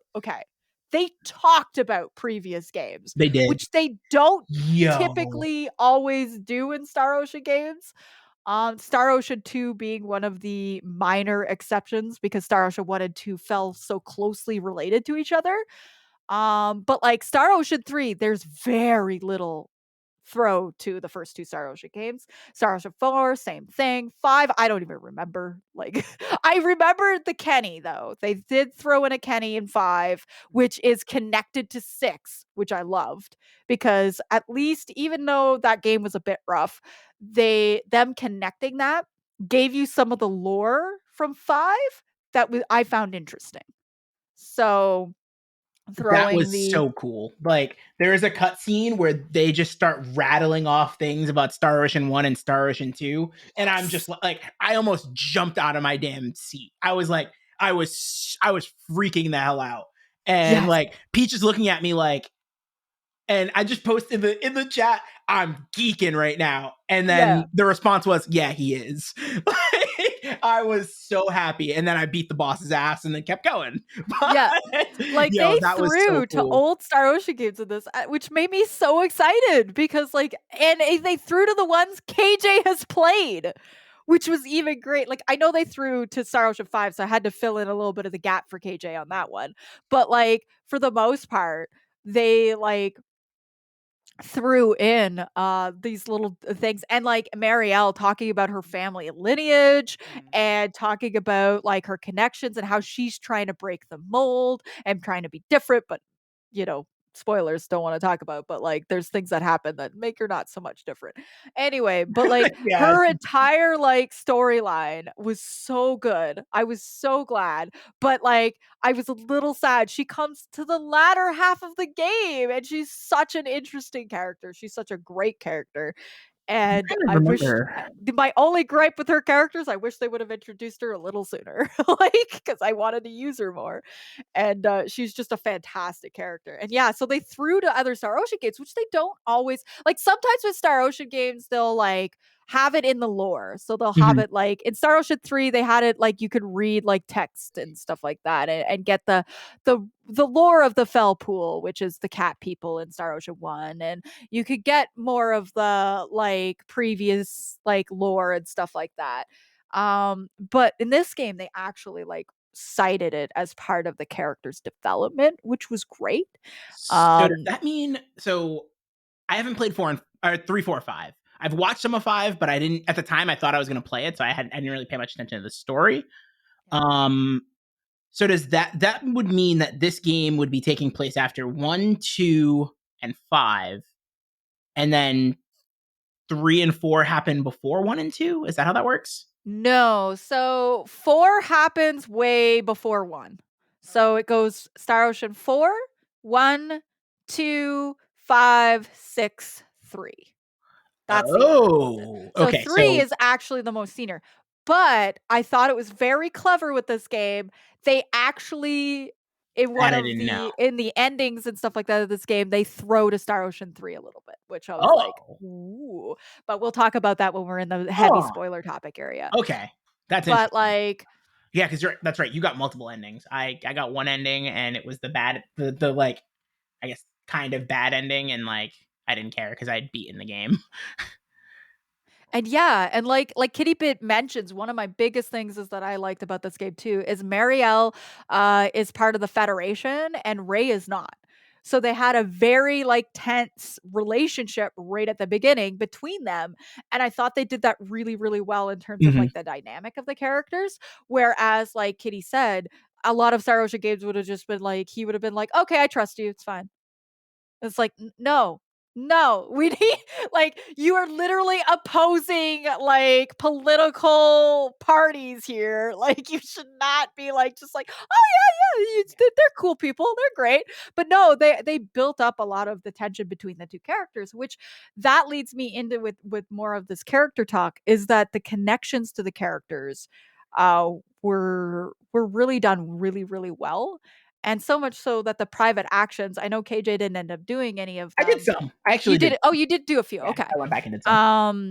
Didn't do most of them. Some of the private actions I really found interesting because it gave you more in depth between like Midas and Malkia or Albert and Leticia's like relationship before they were like when they were kids and stuff to like Raymond and Elena and Raymond and Marielle and like and even like Raymond and Nina have some moments, which is really cute, like where they kind of go off and do their own thing. And if you're playing Raymond's route, you actually get to see what they do. Um, and everything. So like they have these like moments of the characters and everything that I really liked because it made it all feel connected. Where sometimes with Star Ocean games, they have party members and stuff that don't really interact with others. and so they don't really get that character development. Which in this game, all the characters interact with each other, and some of the private actions happen with each other. Like there's a private action that has like I think it was like Nina and Elena and stuff. So like you have a lot of your space characters interacting more with your non-space characters, planetary characters, and like it was just super interesting until I Mhm. realized I shot myself in the foot doing all the private actions I did. Be and we'll talk about why when we talk about endings, because I I was mean, we like, can probably jump into. "No!" We can probably. We 'Cause, don't, KJ and I ended up with the same ending as a result. yeah, Him not doing any private actions and me doing too many resulted in the same ending, and I'm like, "Come on!" And which I is literally hilarious. went back and got more endings. I grinded, I did a thing where I could get different endings, and I was like, "No, I'm I'm not leaving this at it." But, like, the character dynamics in this game was great. Like, I found they all kinda connect with each other, the private actions helped with that, but they all have, like they talk to each other when they're in your party, Mhm. they converse a lot, like, there was so much character building in the game, more than I expected, of a Star Ocean game. So, one of the like, the 2 big highlights for me of this game are the gameplay and the character development. They did a really good job with it. Did you use the fast travel often? Because one of the things I found really interesting was, and it told you this, but Yes. like if you fast traveled to a place, you would miss out on conversation. I Yes. never fast traveled. I fast traveled like I never fast traveled for main quests. I only fast traveled when I was doing like random side stuff, which I didn't even do much of the side stuff. But like, or what I would do is I would walk until I didn't get any conversation, and then I would fast travel. So it was like pretty interesting that you could miss out on some side conversation that was seemed story relevant to me. Like it Yes. gave a lot of background and like really built the characters up well. Mhm. Um but like if you're just fast traveling, you wouldn't get that. And then on top of that, like it also allows you to get into more battles and stuff like that by not fast traveling. So Yeah, so it helps you level up. It also gives you character dialogue. And yeah, I didn't fast travel. The only time I fast traveled was when I was playing the mini game and trying to get to different towns or whatever. Really good. Stop hanging your head in shame. I fast traveled to do that. Otherwise, it's like, yeah, you got this character build up and this lore and stuff like that. And it warned you every time you tried to fast travel that you might miss dialogue, which helped with character development, which I thought was very smart of them to be like, hey, you can fast travel to this location, but you're gonna miss some like thing. And if that doesn't matter to you, then fast travel. But if it matters to you, don't. And I found it really interesting what Kitty's saying in chat. I didn't realize this. I was doing a lot of the private actions as they unlocked, and the private action system this time around was different than other Star Ocean games. It wasn't that you pressed a button and like disbanded when you get into the town. No, it's when you revisited the town again and your party splits off. You could see them all over the screen with little green triangles. If you go and talk to them then in those towns, you could trigger private actions, but sometimes you didn't. It had to depend on like certain things needed to be discussed or certain characters needed to be in your party that would lock. But yeah, none of it was time sensitive, which is really interesting because I'm used to private actions like in Star Ocean 2, where if you don't go do that port town, you're not going to go get this character. And if you don't do this before this happens, you are not going to see this scene. So you needed a guide. There's no way to do those private actions really unless you just went back and repeated every town after every event you did, which would have been incredibly tedious. Those are the things you need a guide for. This game, though, you don't need a guide for at all because you could get all those private actions whenever you want to do them, which is very like I like that they did it that way. And so you had to go back to like the town, and when your party would split off back into that town, they're like little green triangles. You talk to them, and you get these private actions, which was really interesting. But don't be like Polly and do them all with every character because you end up with the same neutral. I'm still salty And about the it's port just town like, thing. okay, well, fuck me, I guess. I get the same ending. Me and KJ got the same ending because I did all the private actions and he did like a couple, and that was it. I did one town of or one or two towns of private actions, but I did the private actions with everyone. So I ended up basically You being just neutral. neutralized it. Yeah. Yeah. So I'm just kinda like, "Okay." But, like, yeah, I like the fast travel mechanics warning you about plot stuff. Mhm. And they're like, the plot I will admit the plot did take a bit to sink in for me. So it's a little bit slow, but it is kind of a typical Star Ocean game. They do all start out slow. And looking back, except for I find Star Ocean 1 was a little like it had a bit of a slow little intro, but then it like picks up hard. Whereas Star Ocean 2, I found it was like, okay, like you run into the character and then you're like, okay, we need to go to the kingdom now. And then we need to go to this. And then we go and then it doesn't unveil until halfway through Star Ocean 2 the actual like cause of the monsters and the cause of Oh, this yeah, that's a and good all that point. sort of stuff. That That's a doesn't very good reveal. point. So I didn't think about it until I like really thought about the plot line and the order of things. I'm like, okay, it's slow to build up too. Yeah. So Star Ocean 6 is like a Star Ocean game. It is slow to build up, but the plot stuff starts to hit and things start to connect the dots and you're just like, what what is this world right now? Like it expands out. It makes the connections between the space characters and the planetary characters more connected. Yeah. And why they're being connected and like The game's broken up into 4 chapters, and I think 4 like main tabs and then like sub chapters yeah, underneath and I it. Yeah. think it was, like, end of chapter 2 that it really like, the plot really started to unravel, and I So think about halfway through the game. about halfway through the Yeah, game, yeah, which would but have been like in parcel to Star Ocean 2, where at the end of disc 1 is where the starting, which is halfway through the game, it which is yeah, the plot starts to pick up. So it did Star Ocean: The Divine Force takes so much homage from Star Ocean 2 and throw to Star Ocean 2 that like if you like Star Ocean 2, I think you're gonna like this one because that's a it like it fair homages us a lot. It even connects to it plot wise a little bit more relevantly, and like it's a great little throw to it while improving the gameplay mechanics and the character development. I found like I like the character development in Star Ocean 2, but a lot of it was hidden behind private actions and timed private actions you had to do at certain points of the game before you advance certain plot lines, which which made is it a bad which made bad it mechanic on my difficult. part. And I think is one of my only complaints of Star Ocean 2, despite it being my favorite, is that it has that. Where Star Ocean the Divine Force doesn't have that. You can get that plot development through just walking to an area Mhm. without fast traveling. You get that development between private actions, but they're not like mandatory because you're getting the development in the plot in the like if they're your in your party, they're interacting with each other as you're going to the next area, which is really interesting. I think they improved what I would have said my flaws were for Star Ocean 2.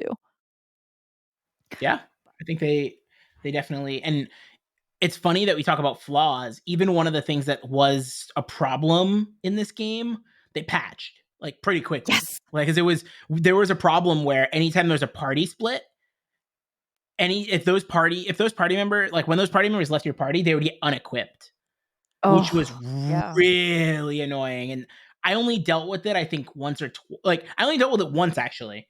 There was a party split, my party members got unequipped, and I was like, "Oh, this sucks." And then we were talking about it, and Polly was like, "Oh yeah, there's actually an update coming." And as soon as the update came in, it was cake. Like, Yeah. It's unfortunate that it came a little later, so, like, anybody who played the game right away some people yeah, even beat it before the fix came in, and KJ and I were, like, close like, I was close to the end, KJ was, like, about, I think, halfway through when it fixed that bug. it was Um earlier than that for me. I think I was only probably like 5-10 hours in. Yeah, so, like, it came at a good time, for that, but it was a little unfortunate that, the game had been out since the end of October, and the patch for it came out December 4th, 5th, something like that. It's early December anyway. 9th, 10th maybe, somewhere around there. Mhm. So early December. So I was almost at the end of the game. So I didn't equip accessories till the end of the game because every time a party split happened, it de-equipped and I said, fuck it. I'm not dealing with having to restat my characters every time. We're just not equipping accessories. That's how I combated that, as I just didn't equip Mm-hmm. accessories till the end of the game until they fixed it. And so I don't yeah, blame and you. it did a lot of party splits this game. Like there was a lot of party splits in this game, and I think it was because it's trying to get you to use other characters. But there was a lot of party splits, so that was a Well, lot of times your accessories was becoming I think de-equipped. I think the biggest thing about party splits in this game was that they were trying to really push the two routes. Whereas this is something I think with Star Ocean 2, they didn't do all that well. Whereas like the where things happen differently in Star Ocean 2, it didn't really feel like there was like a split in the party. It's true. Yeah. Like it was just like, oh, it just like I haven't seen obviously I haven't seen Rena's playthrough. Like I've only played through Claude's, but it felt like it was just like a conversation where they say, "Oh, well, this is what happens, and this is how Claude felt, and or this is what Claude's reactions were. This is what Rena's reactions were." It feels like it was still kind of very similar, other than like the sort of side questing to get the other character. Whereas in this game, it was like, "Hey, three characters are going here, three characters are going there. Like they're doing completely different things, and then you're playing whoever your main protagonist was, and then when you meet back up, they tell you about what happened with the other characters. So like there's still kind of gaps in some of the things because it's like Yeah. there was one situation where it was like they split and they split and like they both parties got attacked by the like main villains, but like you didn't really know who really attacked one of them.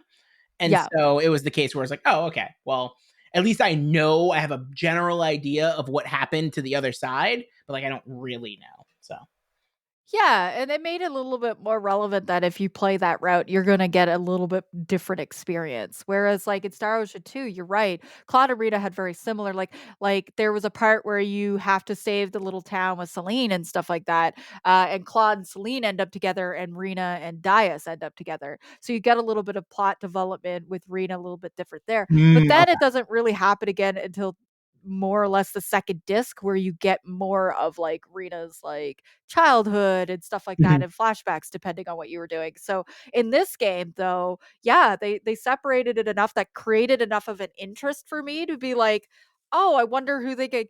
And because they didn't reveal the bad guys like right away, Yeah. one attacks one group, one attacks the other, but you have no idea what the other one looks like because they don't reveal both of them Mm-hmm. until later on. You're like, oh, that's the one who attacked Ray rather than Leticia, right? So it's really interesting they did that to still like give you a reason to replay the route, but also still give you a way that if you don't want to have to play through the game again, that you're still getting kind of the gist of it. You're just more or less not getting Raymond's opinion on things, or you're not getting Leticia's opinion on things, more or less. Mhm. Um, you're getting more space if you take Raymond, and you're getting more of the planet if you're taking Leticia. So I found like that separation was pretty good too. So yeah, and like there's a lot of party splits in this game, so I just didn't equip accessories till until they fixed it, and I they fixed mean, it yeah, I like what 5 hours before I beat it, kind of idea. So like think it a was 5 hour. earlier than that. Yeah, they fixed it. They fixed it when I was at the end of chapter 3. So yeah, I still Okay, had like chapter 4. yeah, that's not So too. they still like I'm still glad they fixed it. Don't get me wrong. I'm glad that they took like, hey, this game is done, but there are these issues. Let's fix them and improve them. Mhm. And they approved some things with stuff, which was good.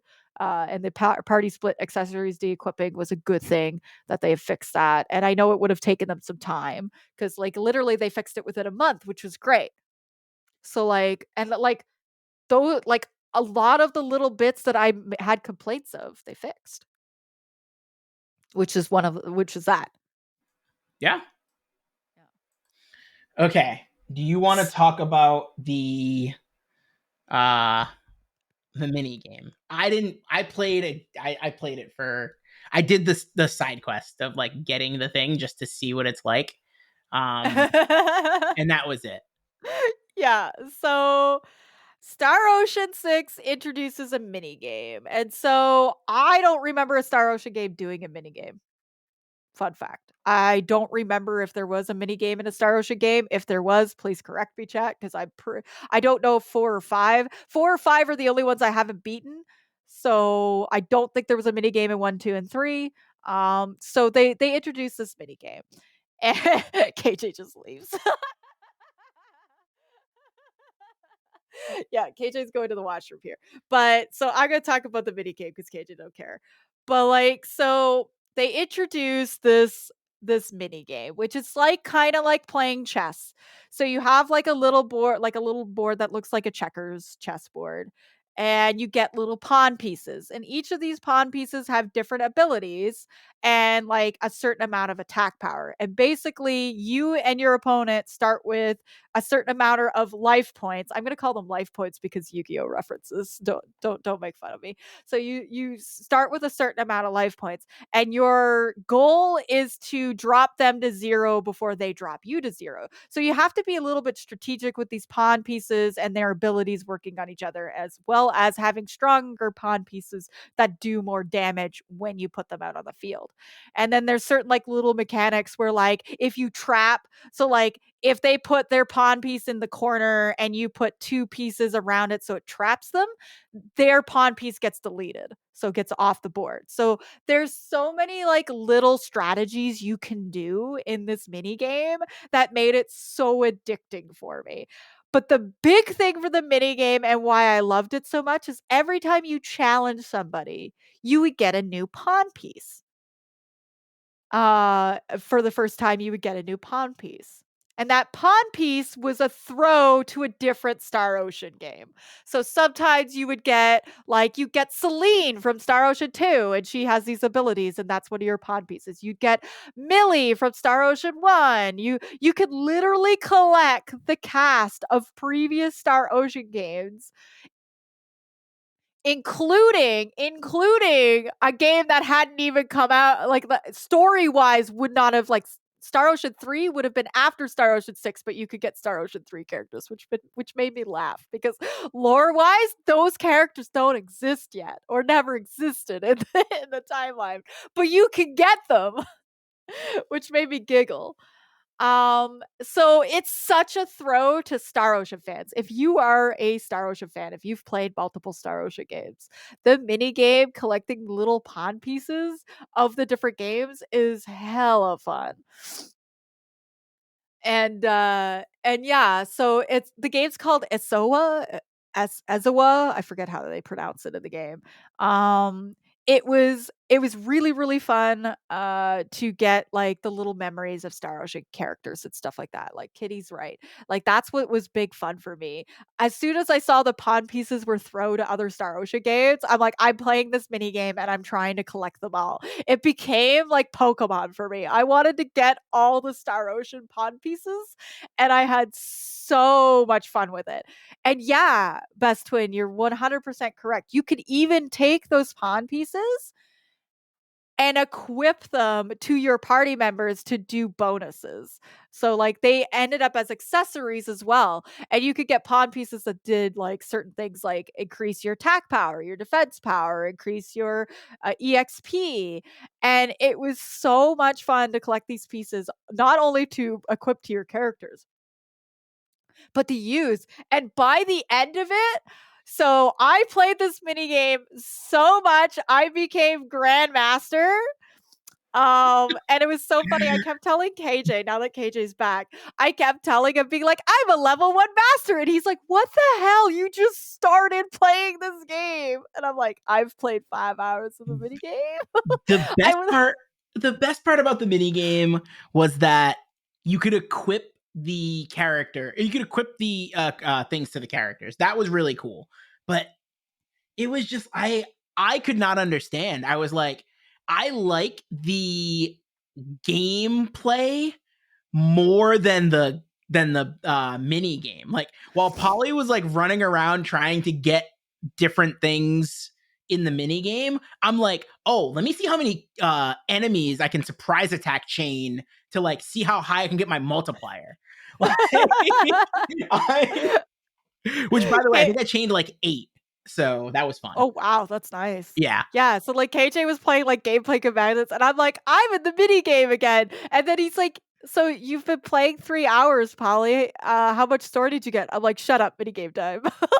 Like, there was days I just played the mini game. I would fast travel 2 towns to, like, because in order to advance at the mini game, you have to find a beginner player. So that's how you start. You fight the beginner player, and then your rank will level up to novice. Then you got to go fight the novice people. And then you go to expert. And then you go to like you keep or advanced, expert, master, and then there's levels, different steps of masters. But I went around challenging everybody. Everybody who played the minigame, I wanted to collect the pawn pieces and see what new pawn pieces I could get. And, I was so excited when I got Claude from Star Ocean 2. Like, I spammed KJ with pictures. I'm like, "I've got Claude!" And he's like, "Oh my god, Polly, you could have beaten this game, like, 10 days before me." Yep. I'm like, "But This one's minigame." on you. And, I absolutely loved the minigame. I played so many hours into it. It was so much fun. Like, Enno started to, like, memorize the music that plays for the minigame, and Wow. "You're playing?" He's like, "How many people have you challenged?" I was like, "Shut up, that's why." And he was calling me out on playing this minigame. So I would like to put it on record that I started this game before KJ, but 15 of my gameplay hours was the minigame, and I would have beaten KJ and beat the podcast game before him had I not played 15 hours of minigame. But I would not have had all the cool pawn paces, like Gabriel from Star Ocean 2, which, funny enough, I sent it to KJ, and KJ's like, "Who the fuck's Gabriel?" I was And I like, was like, who the hell is "Oh, that? I don't know. shit, right, they changed the name in the English version of Star Ocean 2 of the end boss. So they call him Indelicio or Indelacio or something because they didn't like the throw to religion or something. I don't know, it's something to because Gabriel was a, religious reference. And so but the end boss in the Japanese version in Star Ocean 2 is Gabriel. And so I sent him the pod piece, like, look, like taunting him because he had such a And it struggle with went that right end over my boss. head. And it went way over his head because his name wasn't the same. And I was like, damn it. And then Oh my god. and then I got my payback because I taunted her when I beat the game before she did.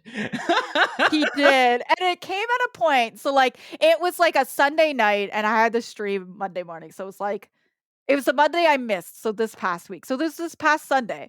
Mhm. KJ and I were playing the game, and he was just like he was maybe an hour like behind me in Yeah. plot kind of thing. So like he caught up fairly quickly because I kept running around doing minigame, and it kept giving me more like places to challenge people in minigame. I'm like, well, I have to do this now. And so he caught up fairly quickly, and it became to the point where I was like, I got to the final dungeon before he did. And then I kind of warned him because it took me an hour in the final dungeon because of a stupid mechanic that they don't really mention. And I kind of warned, being like, hey, don't do this thing. Like, I screwed up. And then I was like, it's probably going to be like an hour and a half until we beat the game. So KJ's like, I'm going to beat it in the morning. I'm going to just beat this in the morning. But because I did that frustrating thing, and then because my PS4 was chugging in the end dungeon, it made me angry because I was like, I was really struggling with the game. I had spent an hour running around for no reason. And then it was glitching because of the flashy graphics that I got stupid frustrated. And then I looked at the time and it was 11:30 p.m. And I'm like, I need to stream in the morning. Hindsight 2020, I ended up being sick and missing stream anyway. But like, if I know that, I would have just pushed and beat it. But I was like, I had to stream in the morning. I wanted to get some like good rest or whatever. So I was like, nah, I'm kind of frustrated. I'm gonna put it down because my PS4 was really chugging with it. And put it down, saved it or whatever. And then I woke up to a text in the morning being like, I beat the game. And I'm like, I hate you so much. And I woke up Monday morning feeling like shit because I was sick. And I ended up canceling stream anyway because I wasn't feeling well. And I was like, but the real thing is I probably would have beat this game 2 weeks ago, Yeah, 2 weeks probably. prior if I would have Probably. beat the Probably.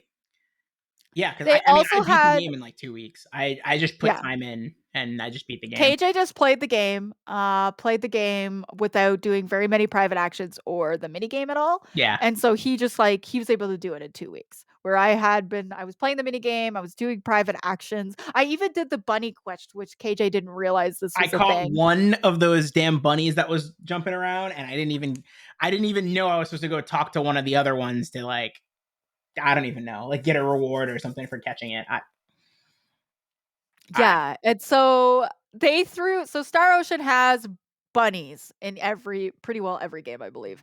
And so usually the bunnies are like the way to fast travel in old games is that you would ride the bunny and like it would make you go slightly faster in the overworld and stuff like that. And I love that in this game they brought the bunnies back. So they showed you the bunnies, but they did something different. So they had big bunnies in different towns, but there was little baby bunnies in the overworld that you could find, and actually in different towns too, depending on where you were. And so you would find baby bunnies, and like if you did scanning and stuff with Duma a lot, it'd be like small life form detected. And I'm like, okay. And you'd look on the screen, and it would look like a little bunny. I'm like, oh, bunny. So you go and find the bunny and you collect them. I didn't realize until halfway through the game is if you go find the parent bunny that matches the little baby bunny you got items for it because you returned the baby back to the mama.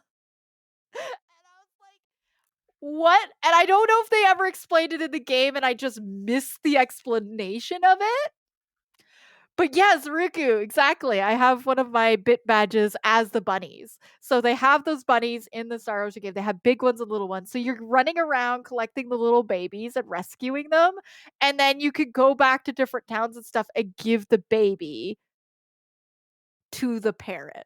And it would give you items and really rare and special items and stuff like that. And I thought that was really cute. So you'd like run around and be like, okay, I caught a yellow bunny. Let's go find all the yellow bunnies and see which one is the parent. And you give the baby back. And I was like, this is also, fun fact, it is a trophy for those of you who are achievement collectors like I am. It is a trophy Oh my to bring goodness. all the babies back to their parents. But so those two things and the private actions like really distracted me in Yeah. a good way. In a I good had a way. mission. My mission was to beat the game before December, before the podcast, and I effectively started December 1st. So I had a mission and I achieved my goal. Yeah, and I think I started November. I started after my big subathon. So I think it was like the Monday that I took off. I think that's when I started. Um oh my god, pilot, please. Anyway, yeah, so like mini game was a lot of fun. It reminded me like Eno had made a jab at me with The Witcher 3. I have not beaten The Witcher 3. I've spent 30 hours in Gwent though. The mini game in that game too. KJ is so disappointed right now. I liked Gwent as well, and I like these mini games. I I don't would think that's rank a jab. I think it's just I think it's just the truth. just calling me out, I I guess. think it's Just just the calling me truth. out. Yes. I like mini games and games. And so I spent hours in Chocobo Hot and Cold, let me tell you. So Star Ocean and Divine Force for me, mini game wise, is one of my favorite mini games in a game. I would say Chocobo Hot and Cold is up there. Um, Probably one of the top ones that I like. Uh, this mini game in Star Ocean 6 is up there. Gwent from Witcher 3 is up there. Like I'm a big fan of these mini games and it was so much fun. Like I had a lot of fun collecting the pawn pieces. So I And love then showing Chocobo Hot them and to Cold. KJ and having it go over his head. I I love Chocobo Hot and Cold, but like I think for me, it's one of those things where if the mini game has a means to an end, then I'm fine. Like Chocobo Hot and Cold has a means to an end. You are doing Chocobo Hot and Cold to eventually fight the secret boss. Whereas like I didn't see that in this game, so I was You just like, collect the pod pieces to throw back to other Star Ocean games. What are you talking about? It totally has an end game. And to be Grand Master in the universe, not even the planet. You become Grand Master in the universe. Like Grand Master at this minigame in the universe, excuse me, is a total end goal. meh, titles. That's how I feel about it.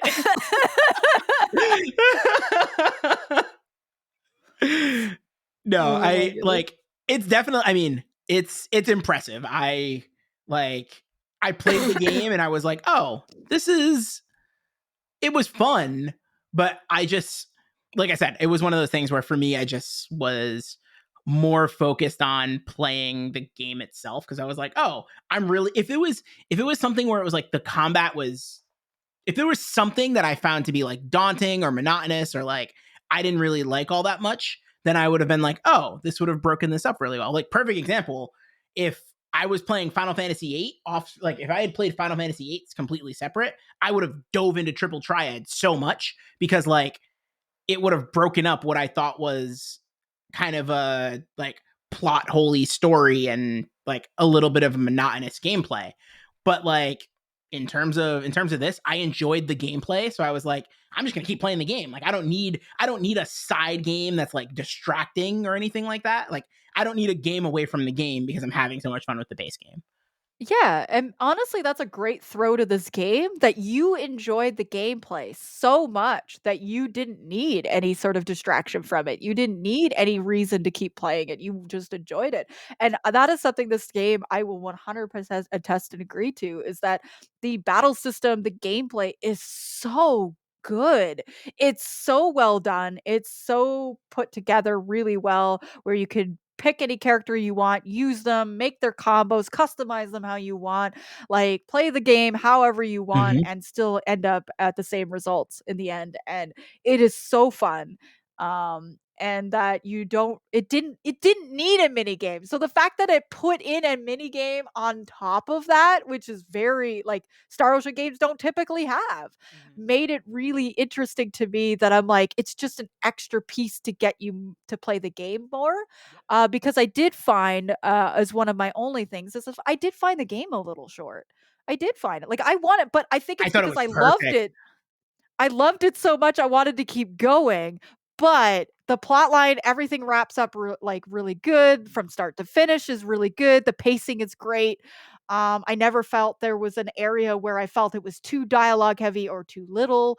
I thought the pacing in the story and the gameplay and everything and the balance and stuff like that was great. You're right. It's probably just the perfect amount of time. But for me, I'm just like, I just want to keep playing because I had so much fun with it. So I just kept doing other things in the game to just prolong it longer so that I could Okay. experience it longer. So I did the mini games more. I did the finding the bunnies. I did the private actions because I just didn't want the game to end, which I think says a lot about this game.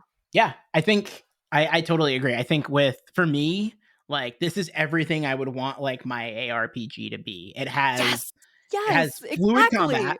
It has fluid combat. It has a like fluid way to switch to like switch characters and everything. So like the combat itself is very fluid and it has a mechanic in the combat that makes it different. Like the Duma aspect of things made it different and the story again, like for me, I kind of like story and gameplay are definitely balanced. Like I need a good story and a good gameplay. Like I can play a game that has a subpar story and great gameplay and vice versa. Like if it has subpar gameplay and a great story, I can play that as well. But like, I'm the same I'm way. much more drawn to a good balance. And I think this game, it was like, oh, they gave you so many things in the beginning, gameplay wise, that it didn't really bother me that the story was slow. But then once I got like kind of full control or like mastery of the gameplay, then they were like, oh, here's some story bits, and then they like continued to stretch it out over the course of the next like 20 hours of gameplay, and I was like, oh, okay, this is perfect. Like, and now I'm getting the story that I needed to kind of wrap everything up. So Yeah, and you mentioned well balanced, and that's 100% what this game it is well balanced. The story may be a little bit slow to pick up, but you're having so much fun with the gameplay you don't even notice. And then mhm. when you get used to the gameplay, then the story picks up.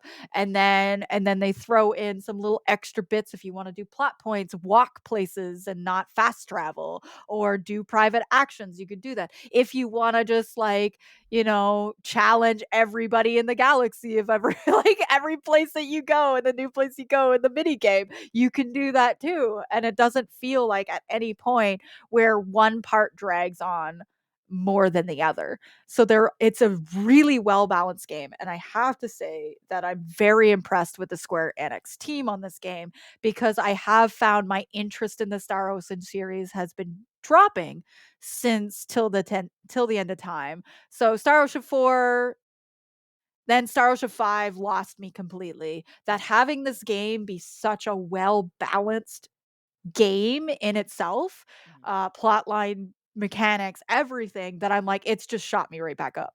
Like I'm just like, this is great, and I love that it's like the game plot lies before the third game, so like it's like at the towards the end of the other ones, and it's actually given me a bit of like a bit in my back of my head, being like, I should go back and beat Star Ocean 4 because I've never beaten Star Ocean 4, but like, it is thanks, Pilot. It is just a such a well balanced game that like I am super impressed with this game because I went into this like with just because Star Ocean 5 just really didn't drive with me, Mhm. and like it's an okay JRPG game. It's not a great Star Ocean game is more my critique of it, that I was just like I was very skeptical on this game because I was like I really want them to kind of bring Star Ocean back. I really want them to give love. It would be nice if they put Star Ocean 2 on PSN. Square Enix, please. Like, please put that on PSN. That's the only Star Ocean game not there. Like, True. please put it there. And it's like my favorite one. So it's like it's frustrating because a lot of people are like, "Oh, I've never played 2." And I'm like, if they had an easier access of it, people could play it more. But yeah, like this one they they did good, and I went in with it with like I'm not having any expectations of this. It's a podcast game. Let's review this. Let's like, not really like it stands alone on its own. Like while it throws to other Star Ocean games, it still stands alone on its own. You can play this game and not have played any of the other Star Ocean Yeah, games. However, you might lose a little bit of like the lore and what they're referring to, I don't but even think it's not enough in it that it's not enough that it's more of a giddy moment for us Star Ocean players than anything else. I'd argue that you can play this alone and not really miss anything. I think Yeah. the only there's like the like pawn pieces being other characters, you'll miss that, but that's a side thing. The only main story piece that you'll miss that will like kind of fall on you and you won't understand is like when they specifically bring up like the Kenny legacy. Because other than that, like even when they're It's the alluding only to thing. like her grandfather or great grandfather, like it's all in it's not in any context of Star Ocean 5. Like it's just in the like because that wasn't really lost on me. I was just like, oh, like said her grandfather. Okay, cool. And then like me being me, I'm like, okay, that person must be a relevant character in one of the other games that I haven't played. Let me go look that up. So like Yeah. I think that's a I think pretty yeah, and that's a great point is that you can yeah. pretty well play this without knowing any other Star Wars game, which is great for the franchise because it Mhm. could pull in new people and new fans and make them interested being like, "Huh," when they mention Emerson Kenny, like it's unfortunate, but it's Star Ocean 5 that it references. They might be like, "Huh, I want to go play that now and see what that's like." Or when they talk about the Kenny legacy, "Oh, maybe I'll play 1, 2, and 5 because that's where the Kenny I legacy will talks about." I will say if you like really pay attention and remember the things that are said, it could spoil a little bit in of Yeah, Star Ocean 1 and 2. That is what I yeah, it will. will spoil a little bit of I feel like Star Ocean 1, they were a little bit vague enough with Oh, I they think spoiled the they very were beginning of it. But Star Ocean no. 2 they talked about the planetary thing. I thought they spoiled the. No, they definitely. Oh, did they? They talked about the end of Star Ocean 1. Oh, right, they did. Yeah, they talked about the end of Okay. Star Ocean 1, not Yeah. the beginning. But I feel like unless you have played other Star Ocean games, those were subtle enough that you wouldn't have picked up on That's it. fair. That's very fair. I think we picked up on it because we've played those games. True. Yeah, But I don't think like a person going into this starting with like Star Ocean 6 or Star Ocean the Divine Force is your first one would pick up on those. You might realize it when you play those games and stuff like that and play this again and you're like, "Oh, yeah, I don't think it's enough of a spoiler that um you'll really like A remember or B ruins the other games for you." So yeah, I this is so do we want to talk a little bit about the like some spoiler topics, so like the end? I mean, I feel like we covered a lot of it. Yeah, that's true. I We feel just like we've kept covered. jumping in, which I kind of feel a little bit bad because I try to leave the pot like the, but we didn't like get into like heavy Yeah, and I like think we were good spoiler about. stuff I think this time. we've been good about like not necessarily getting into heavy like. And we don't really need to. The only thing I wanna comment on is the multiple there are multiple endings like any Star Every Ocean game. Star This Ocean. is a Yep. Star Ocean trip. So, multiple endings in this game are based on your connections with, your party members. So what the reason why KJ and I ended up with the same ending where we were like, "Huh?" We were both kinda I would say if I'm gonna say any complaint of the game, it's the ending. Yeah, the The ending ending was of this definitely game felt really, "Oh, it's bleh. done." It literally bleh is the word I would like Is in the sense of bleh like, is good. yeah, it just felt like okay, it's over. Like that's literally what it felt like, unless like that's the standard ending. So like that is I agree with Polly there. I definitely agree with you that that ending, like I wanted to go get other endings, but I was also like, I have other games I want to play. So Yeah, and so, like, it's a game that was more or less like, okay, it wraps up and it's over, and then, mhm. like, we both got the neutral ending, and I'm calling it the neutral ending because we we played this game so differently, which ticked me off. We ended up with the same ending, and I was so mad that after I beat the game, I looked up a thing on how to get the other endings and through some items I could make and went and did that for an hour and then got a few different endings so I could see some other ones to give me a little bit, which I was after I saw those ones I was a little bit okay, but it was still kind of it's still just like it's over. It it was a little like I would say it was my only big complaint of this game because they Mhm. fixed the glitches, so like that was the only other thing. Yeah, the glitches Um definitely were a pain. so and the fact that I was playing on the PS4 version, the end dungeon was a little bit rough because of the flashiness. It was just too much going on for the PS4 engine to handle. So it was slow, it was glitching. I was having issues like I would run into the enemy and it wouldn't even register because there was just too Oh, much going on. So oh, like that's there was a rough. bit of a thing. So I had to like back out of the area, go back in. So it was a little rough in the very end dungeon, but it was like it was such a tiny area that I'm not like super. But that's a PS4 problem, not a PS5, because KJ didn't have any issues with the Nope, PS5 copy at not at all. all.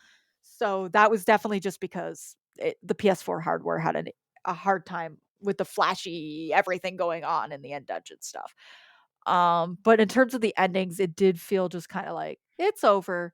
And even with this like so KJ didn't do like he only did a couple private actions with every character, so he ended up neutral. Mhm. I did all the private actions with every character, so I was neutral. So we ended up with the same ending because in order to get multiple endings in this game, you need to have your main character have a higher affection rate for somebody. And that's common across all Star Ocean games. So I'm Yes. actually surprised that you did it like that.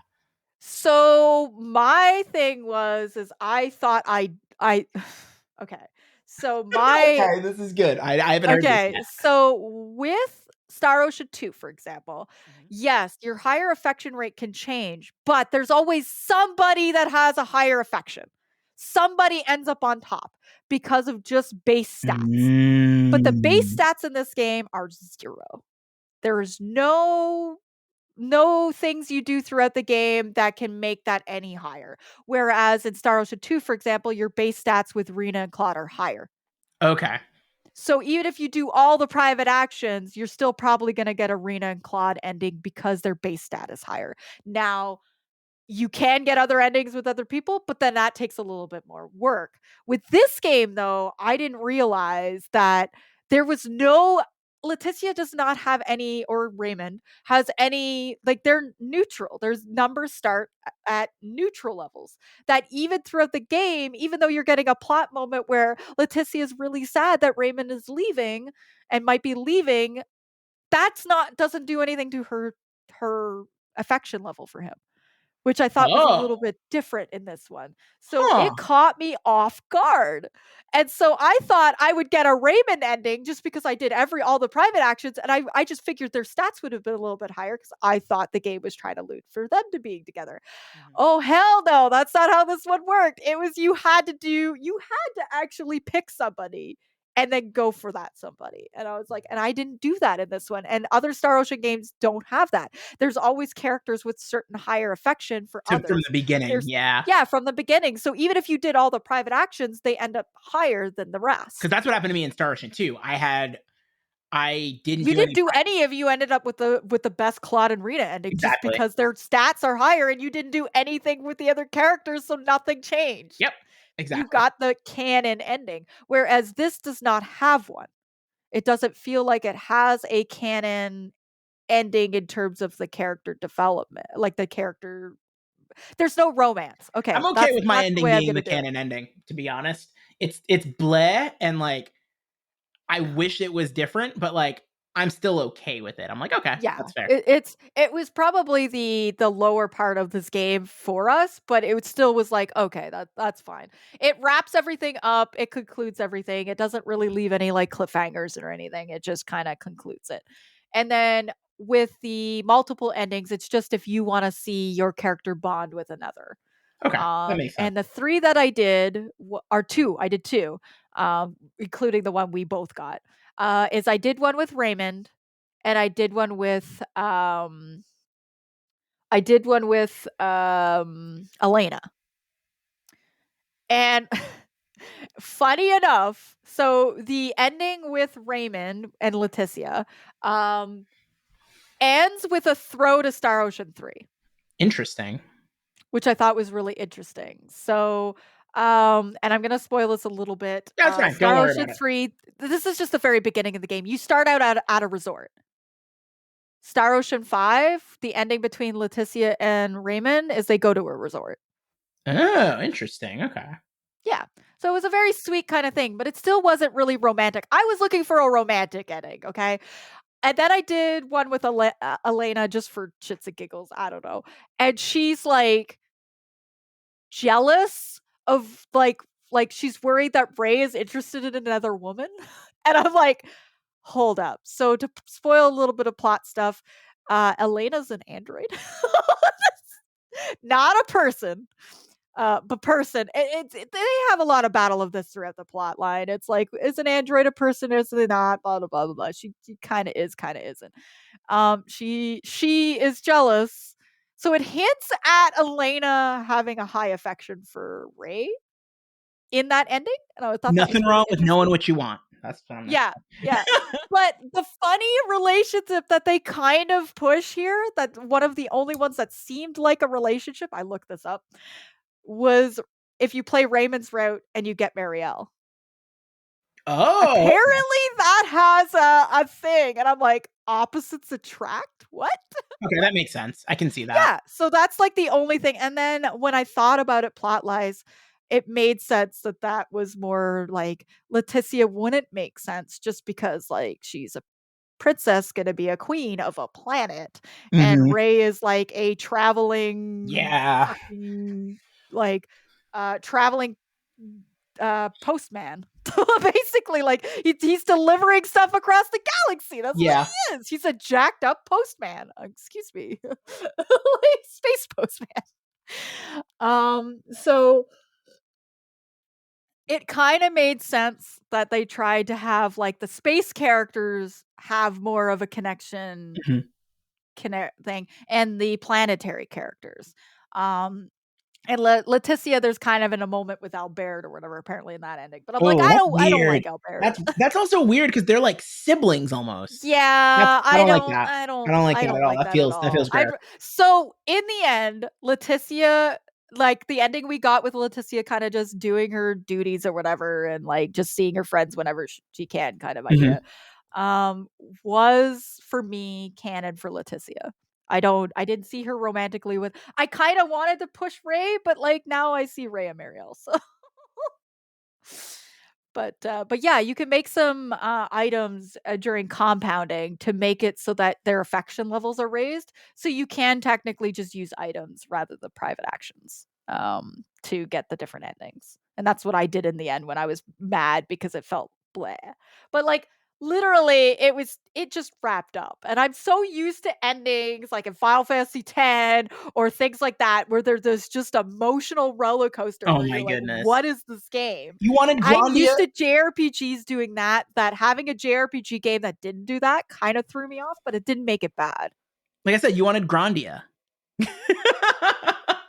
Okay, I kind of did. I kind of, not gonna lie, I Without saying kind of what it is, wanted that's what you some wanted. romance. Give me Yeah. romance. I like romance in JRPG games. I'm sorry.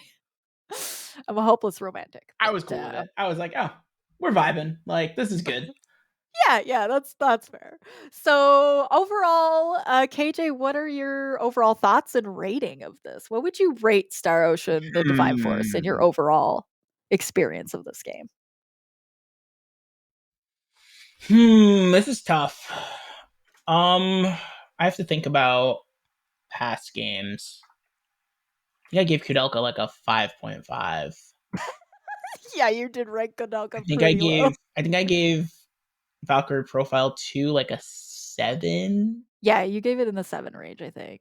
Pretty Live high on Alive was in the I was 8s, pretty and high so on Live Alive. I was was pretty high on Grandia. yeah. Where does this fit Where with does this them? fit in terms of the ones you've played so far? I want to say like I'm struggling to figure out if I like this game more than Star Ocean 1 and 2. That's where I'm struggling. Like Yeah. I think I liked Star Ocean 1 more than 2 because I played Star Ocean 2 on stream, and I think that significantly like has It adjusted my changes, yeah. opinion to like make me like Star Ocean 1 more. Um I would say probably it's probably right around where I had Grandia and Live Alive. So I'd say probably like in the 8 to 8.5, 8.5 range. I would say I'd lean closer to 8.5. I really enjoyed this game. I thought it was really solid. I really liked the combat. Or the story ended up being really good. Like the character development was solid. Yeah, I'll go with an 8.5. You're gonna go with the 8.5? Yeah, I had the same qualm as you, as like just ranking it with other Star Ocean games. Because I told like when I beat it and I fully did it and I did the extra ending, I went upstairs and Eno's ears bled. I just went on and on about how much I liked the game, how much I Mhm. had fun with it, how I kind of want to replay it down the road just to do Raymond's Road. I know it's not going to be significantly different, but just an excuse to replay this game and maybe see that Marielle ending for myself. Mhm. Because I just love her character and everything. Like I was like, okay, I really like this. And then I tried to think about other Star Ocean games. And I think for me, Till the End of Time, I haven't played that since it came out. So that's like 20 years ago. So, well, not quite that extreme, but like almost, I guess it's almost 20 years ago because it came out in the 2000s. So like Till the End of Time, I can't really comment where that sits for me anymore because it's been so long since I played it. But Till the End of Time had a system where you didn't really need to replay it. Like I got all the endings I wanted to get.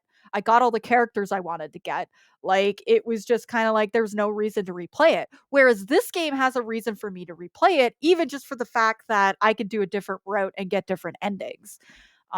Maybe not super crazy endings, but like still different. Like it's different enough that if I like the game so much, I'm probably going to replay it. And that's the Mhm. way Star Ocean 2 is for me, is because Star Ocean 2 has so many different endings, so many different characters you can get and not get depending on your playthroughs of each character. It has a lot of replay value. So while I don't believe a Star Ocean game or any JRPG needs a replay value, sometimes it's just good and done. And that's great. Like I ranked Live Alive and Grandia higher, even though they're just, it's done. It's done.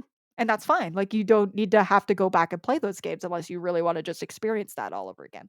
Star Ocean, though, I always held it in a little bit higher regard that do I want to replay that? Star Ocean 1 and 2 absolutely wanted to replay those. I wanted to get different characters. I wanted to see what the endings were. I wanted to see what would happen if you left Mavelle alone. Like because I did the different route than KJ did. So like with that character. So like I'm I sorry. replayed 1 and 2, but I want to replay 6. So 6 is up there for me. It is right next to 1 and 2 for me, I think. Like, yeah, Star Ocean 2 has 86 different endings. That's insane for a JRPG to have, and it has so much replay value for that.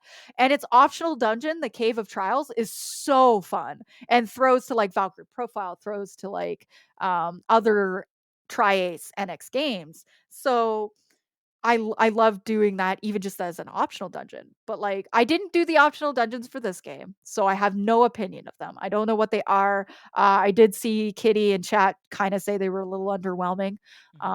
but I haven't done them at all, things. So, like, for me, with Star Ocean: The Divine Force, I'm actually higher in ranking, and I Okay. think I really love this game. I would replay it multiple times. I think it's a great entry into the series for anybody who has never played a Star Ocean game.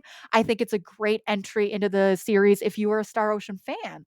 And so I had to kind of like weigh all that on. And I've been thinking about this for a week, mind you, a week since I've beaten it Oh, wow. and Yeah, I where didn't I think would about rank this at it. all. You were way more prepared than me. Yeah. And I would say it's a nine, a Okay. 9 or 9.5. It is Wow. really That's high high for praise. me. That is high praise. Because Star Ocean 2 and 1 are up there as well. They are 9, 9.5s for me too. In fact, Star Ocean 2 is probably 9.5, almost a 10.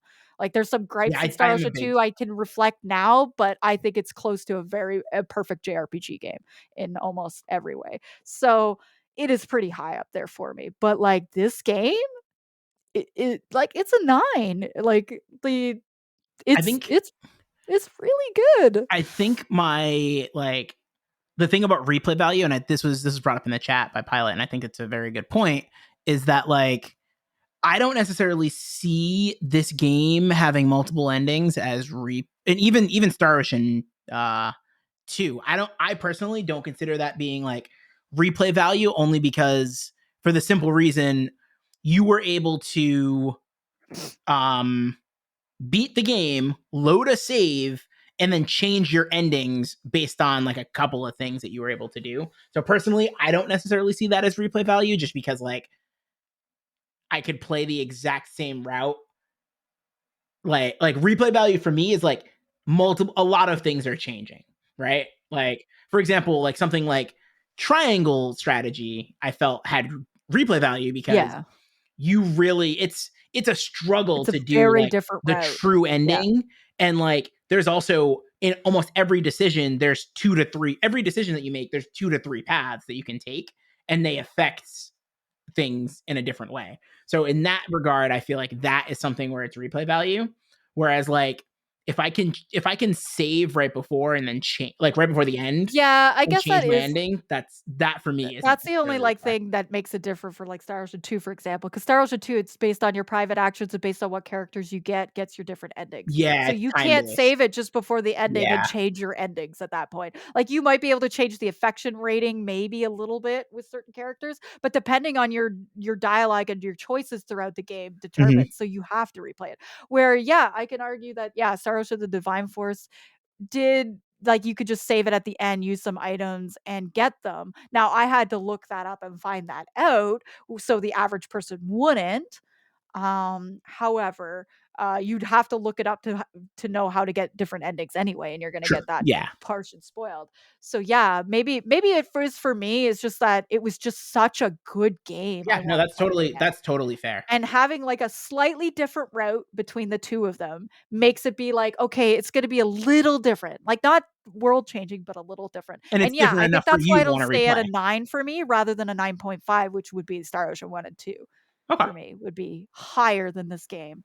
But like, but whereas Till the End of Time, it's one and done too, kind of thing. So like I would actually rank Star Ocean the Divine Force higher right now. But again, I haven't played Till the End of Time in a long time. Yeah. So Till the End of like Time will be 20 years old in February. So yeah, I kind of, it's one of those things where it's like I kind of want to like go back and replay it to see how my opinion would be, but I never have felt, because I know what the ending is, as I've never felt I needed to go through it again. I did the optional dungeon, I did the endings I needed, I did the whole game, I remember it all, so it doesn't make me feel like I need to go through it again, whereas this also, game, I feel like people are very divided on that game.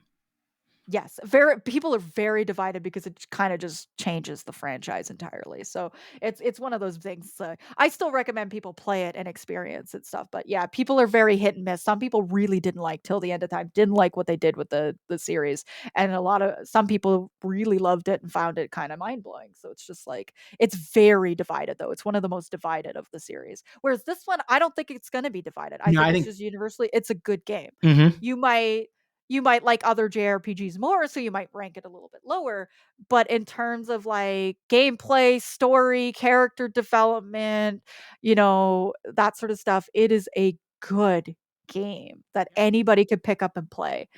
And yeah, I wanted to like, I really thought about it, and I'm thinking 9 out of 10. And I think if they would have done a little bit more like Star Ocean 2, where your decisions throughout the game adjusted your ending at some point too, that might have been a little bit different. But no, I think it's Star Ocean 1 and 2 are still my favorites, but this one's they're very close up there.